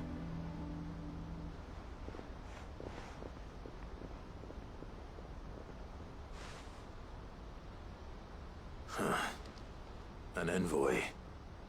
I'm not sure I'm the man to talk anyone round. I can barely convince my brother to take his medicine. No. This is a job for someone with experience. Someone like Quentin. I hope I can convince him at least.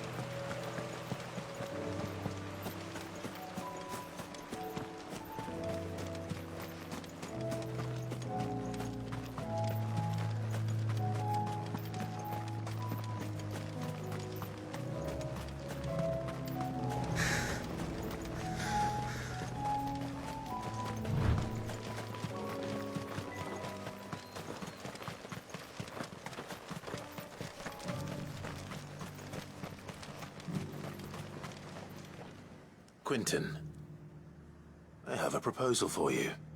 Do you now? Something tells me you'll be asking more of me than a cask of Gotand gold. Go on then. Propose.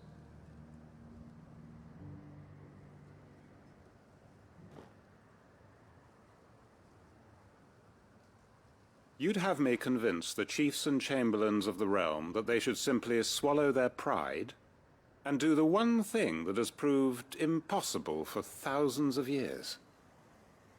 Was there anything else? Perhaps I can fetch you a meat pie as well. I know it's a lot to ask, but I can think of none better suited to the role. And you'd have me give up what little I have left to do it. I told you, Clive. The people of Lostwing are my family, and I cannot abandon them. You'll have to find someone else. I'm sorry to hear that. So am I. And why might that be? What he's asking. How's it any different to what you've done so far? They want you to speak for those who can't speak for themselves. That's what you do best. If it's the vineyard you're worried about, we'll see that the grapes are picked and the tons filled. You know we will. It's not that. Then what is it? You said yourself we're family. Don't you trust us? You know that's not what I'm... Then what are you saying? That only we are worth saving? Why turn your back on everyone else? You convinced us we could build new lives for ourselves, and if you can do that, who's to say you couldn't convince the entire realm? A stirring argument.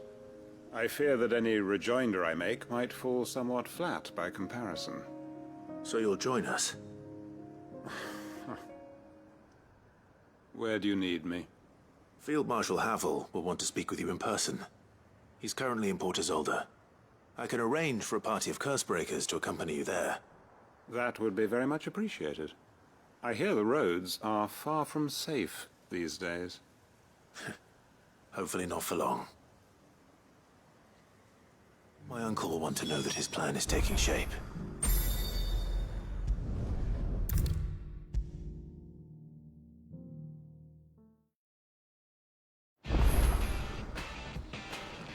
Uncle, I bring good news. The Field Marshal has agreed to your plan. Ha! Of course he has. I didn't doubt you for a moment, dear boy. Rutherford is accompanying him back to your manor in Port Isolde as we speak. They will await your return there. As will one other. One other? Who, exactly? Lord Havel was concerned that even if he could get the realm's armies to agree to an accord, he might not be as successful in convincing those with political power. He asked if I might have a solution, and I suggested a certain Imperial Lord Magistrate turned Liberator. One of your co-conspirators? Master Quinton would probably call me one of his. But yes. Another outlaw, then. Just the thing we need to put these rotten politicos in their places. Good thinking, Clive. I'm glad you approve. The more the merrier, eh? Uncle, assuming Havel and Quinton can solve our problem with the armies, you still haven't mentioned how we might manage the grain shortages. Oh, don't you worry, my boy. The 7 high houses will be seeing to that. They have all agreed to make the most generous of donations. Oh, of course, it did take a little persuasion, but luckily I had some unexpected help. From who? Why, you, my boy. Rumor has it that you rescued the Lady Ariane's head steward Rockford from a horde of bloodthirsty bandits. It was more of a handful. Well, the old battle axe was so pleased. She had a shipload of talents delivered to my private docks by the next new moon. And when the other houses saw the parsimonious old crone's purse strings finally loosen, they as good as tripped over themselves in the rush to follow suit. I'm happy to hear it. Now, I must be getting back to the manor. Join us there at your earliest convenience, would you? Of course, Uncle.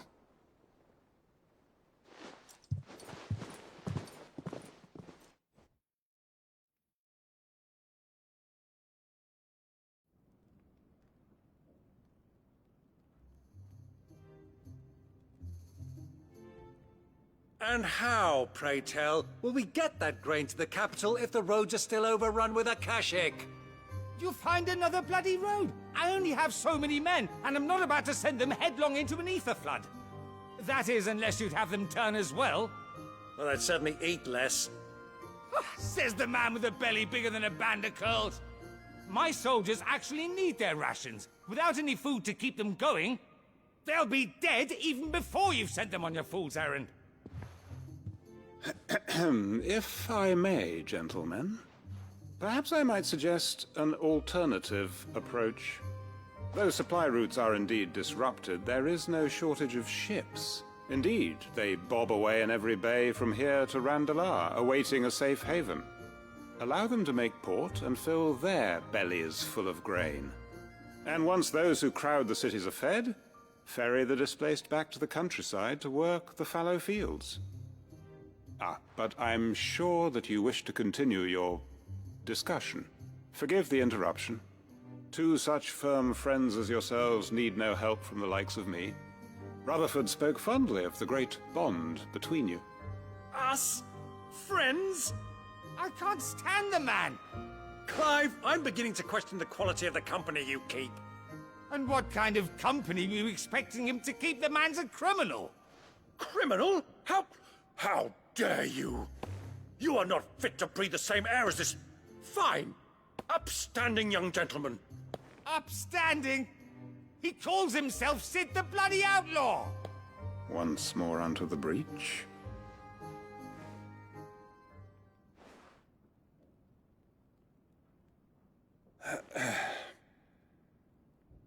Shall we begin again? What we seek here is not to create a new nation, nor to claim the thrones of those that already exist. We wish simply to bring stability to the realm that mankind might weather the current storm.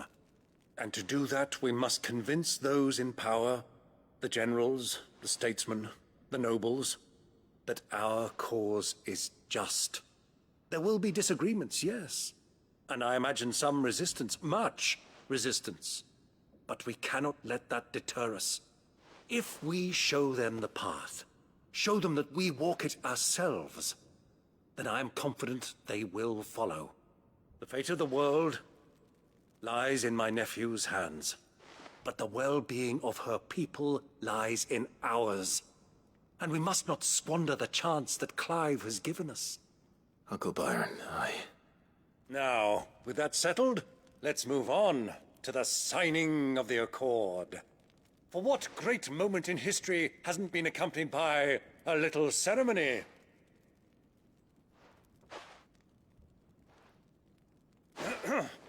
Citizens of Valisthea, I present to you the Tri-Unity. Rutherford, Mike Will.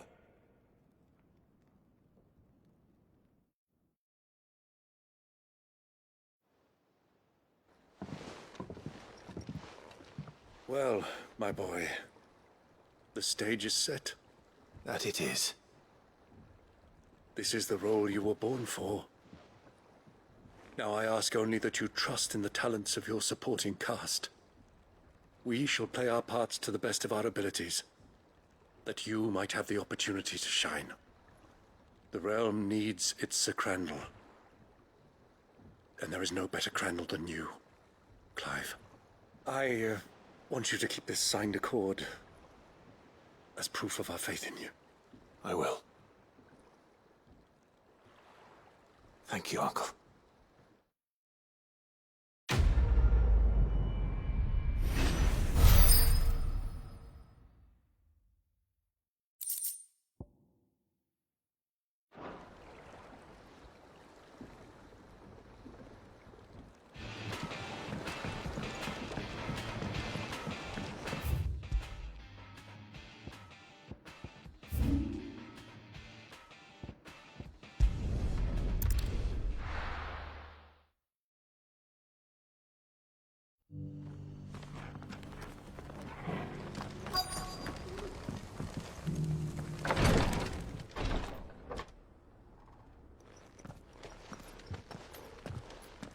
Your Grace, my lord, I trust your journey was not overly onerous. Cyril, You found a letter from Father? Yes, I have it here.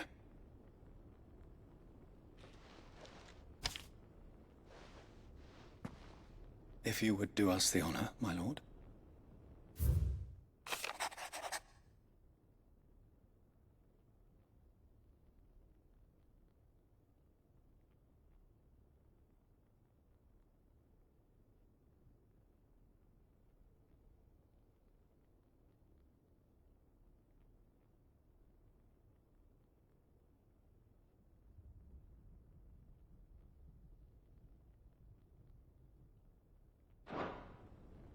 An inheritance. It would seem the late Archduke penned this missive shortly before his passing. The day before we left for Phoenix Gate. What are these plans he spoke of? His plans for the duchy, Your Grace. Your father entrusted them to my predecessor, the former bearer of the Burning Quill, who entrusted them in turn to me. The complete emancipation of bearers is their stated aim. But your father's dream did not end there. His Grace also spoke of building hospices to care for those stricken by the curse, and the founding of a new university to further the development of non-magical technologies. With the blight spreading ever more widely across the twins, Archduke Elwyn saw this as the only means of securing Rosaria's survival. He wished to see men and bearers treated as equals. To see centuries of common wisdom overturned. Small wonder he did not think it achievable within his lifetime. But he thought it achievable nonetheless. Had he not, he would never have written this message. Nor would he have entrusted his vision to his most faithful aides. Those who would have stood with you, shielded you from the machinations of the less benevolent personages at court. It's a pity only they are still with us. 'Tis true that those most loyal to your father were the first to suffer the Duchess's wrath. But one at least remains, and she has come bearing gifts. What do you mean? Mayhap it is better that she explain, my lord. After all, the duties entrusted to me by my predecessor extended only to recovering His Grace's will and arranging a meeting with the one who might execute it, or a part of it at least. And where is this woman? She awaits you in the archive, Your Grace. Thank you, Cyril. Shall we then?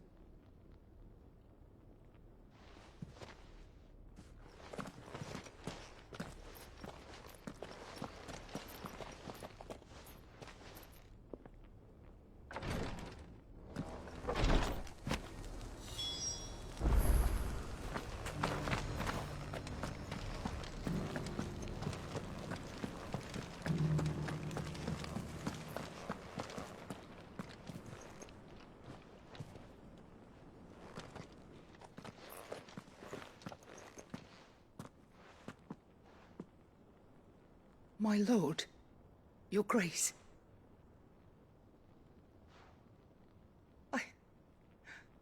I hardly recognize you. I am Goditha, retainer of House Rosfield, loyal servant to the Phoenix and his shields. Your father, the Archduke Elwyn, entrusted me with the delivery of a gift. I only hope you can forgive my tardiness in bringing it to you. Lift up your head, Lady Goditha. You have our gratitude for your service to our house and to our father. I merely did my duty, as any proud Rosarian would. My lady, perhaps you could explain a little more? What exactly is the gift you bring? As I'm sure you know, it has long been the custom for the children of House Rosfield to be presented with certain keepsakes upon their coming of age. Indeed it has. Our father often spoke of the day when our turn would come. And had he lived to see it, he would have presented you with the treasures I bear. Matching armbands for you both. Alas, he did not live. Indeed, he was taken from us even before they could be completed. He had intended to claim the Heartstone with which each armband was to be finished himself, but it was not to be. And his gifts remain incomplete. I see. It saddens me to bring them before you, as they are. It was your father's wish that you be presented with the finished articles, not these works in progress. But with his grace long since gone, and the stone left unclaimed, I had little choice. You are grown men now, and his house is yours. And while I would not presume to insist upon your claiming the Heartstone in his stead, I know that nothing would have pleased him more than for you to do so. Thank you, Lady Goditha. What say you, Clive? What else? Of course, my lady. May our father's will be done. Oh, I am much obliged.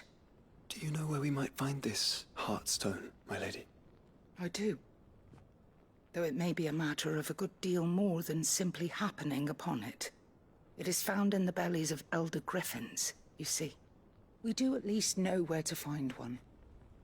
A certain specimen has made its nest in Titan's Wake, not far from here. A certain specimen? You are most perceptive, Your Grace.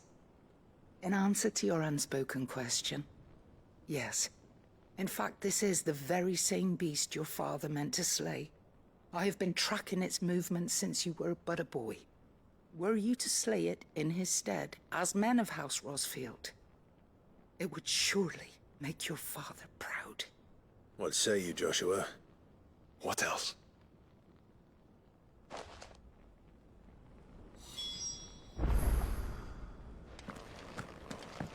Titan's Wake is to the south of here. But we must not be hasty. The good lady has been disappointed once already.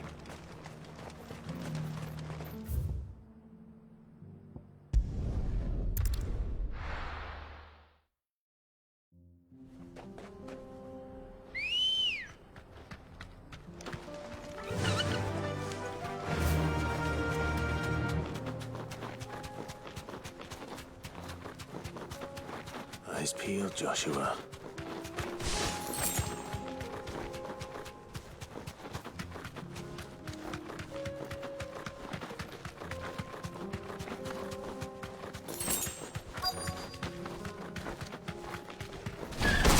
There it is. For House Rosfield.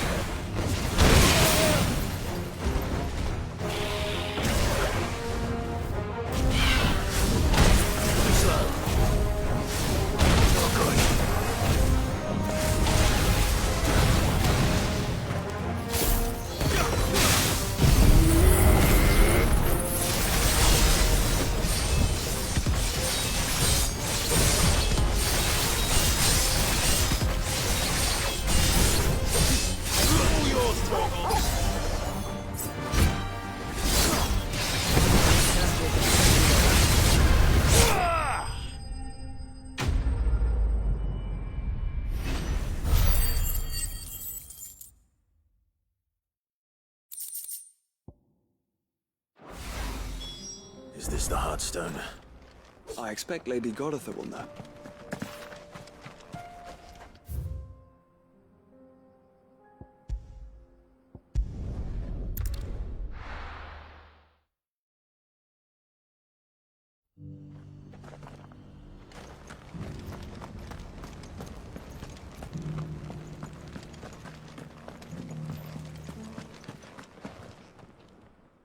Thank the Founder you were safe. The Griffin is slain then? And a Heartstone claimed.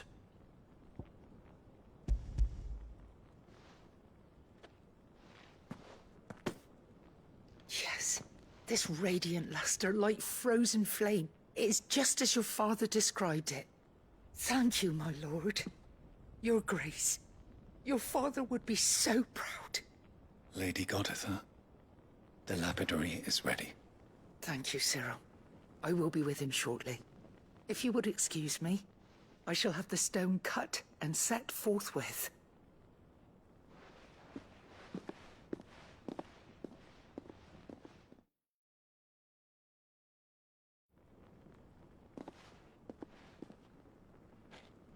The armbands are complete. Pray, take them. They are yours, after all. Heartstone is harder and more enduring than garnet, or even ruby. It symbolizes unwavering will and devotion. And the graven vines encircling the stone represent the unbreakable bonds between you. It's a message. Father knew we had enemies both inside and outside the duchy. Enemies who would thwart his vision. Only with unwavering devotion would it ever be realized. And only if we stood together, as Phoenix and Shield, as brothers in arms. Only then might those enemies be overcome. Indeed. His Grace knew the enormity of the task he would entrust to you, his heirs. But this was more than just a message. It was a promise. That he would always be with you. Thank you, Lady Goditha, for remaining the steadfast custodian of our father's will. Forgive me, my lady, but there is something I don't quite understand. The Undying told me that after Father died, Mother claimed all of the ducal treasures for her own. Even if the armbands were incomplete, she would surely not have overlooked them. So, how were you able to keep them from her? Because I was the keeper of the vault. Though I was but a lowly servant, your father spoke to me of his intentions for the bands, of the deep love he had for both of you, and his hopes for your future. In the days before the disaster at Phoenix Gate, I discovered that the Duchess had ordered her jewelry be sent away from the castle. It was then that I knew she meant to betray us. I tried to warn your father, but it was too late. When word of the fire reached Rosalith, I knew my time was short.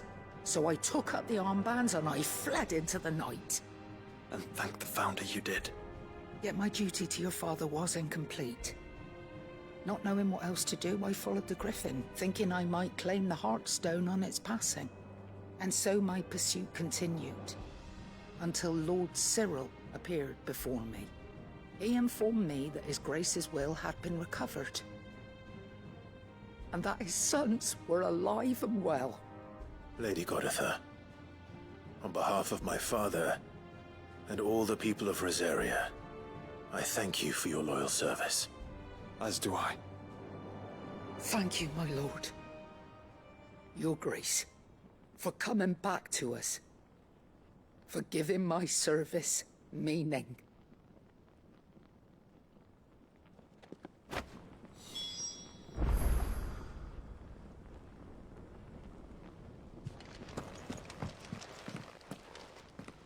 The bands suit you well. It must be gratifying to finally receive the inheritance that was denied you for so long. It is. And we thank you for the part you played, Cyril.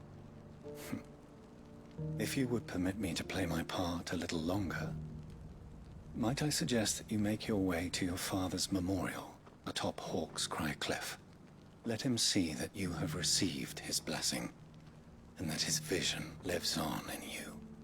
I suppose it would be churlish not to. What do you say, Clive? Shall we pay Father a visit? I think we should.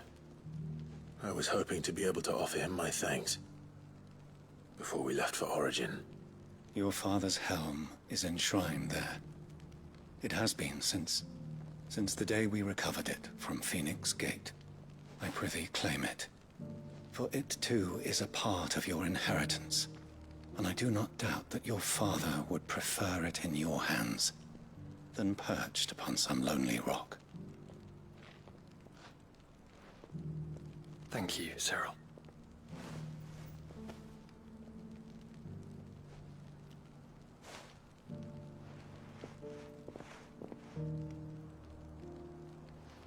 Come on, Clive.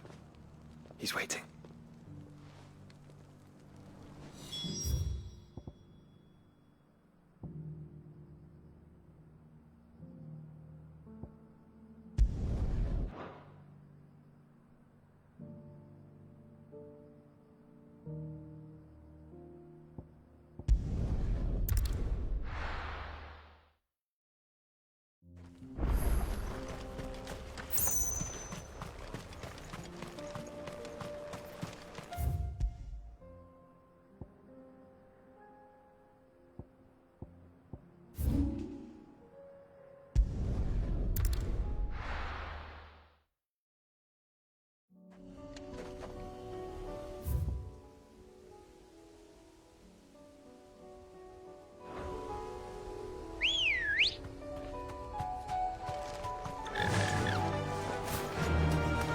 Unwavering will and an unbreakable bond.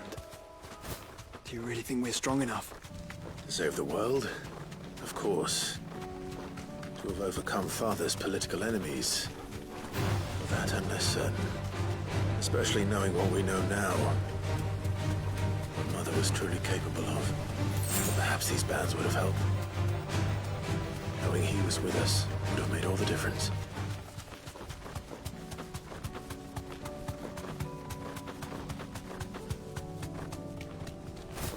It's just back there.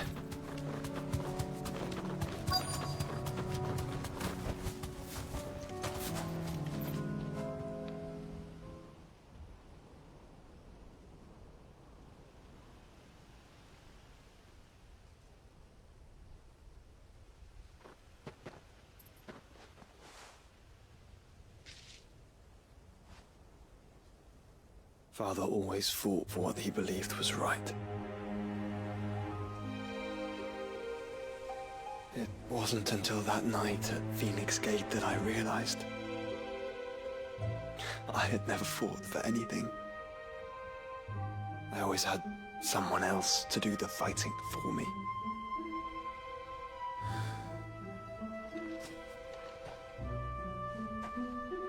No matter how fate conspired against him, he never lost heart, never looked back, never stopped fighting. To me, he was the greatest of men. And I've been trying to live up to his ideals ever since.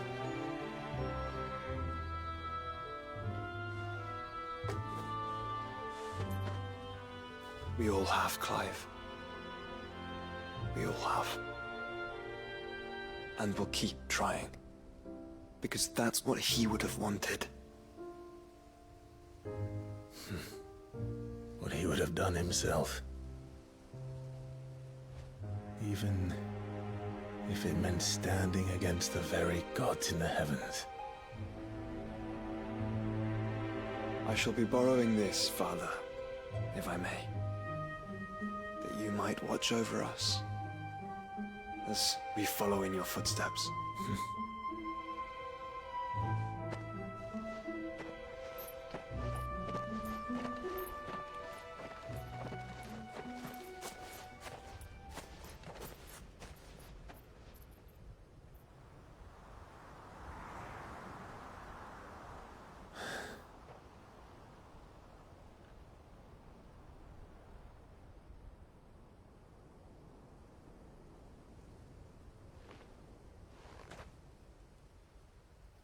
We won't lay you down.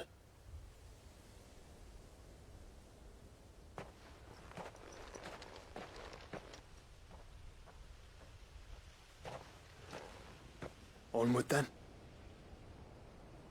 Onward. To the end. And to a new beginning.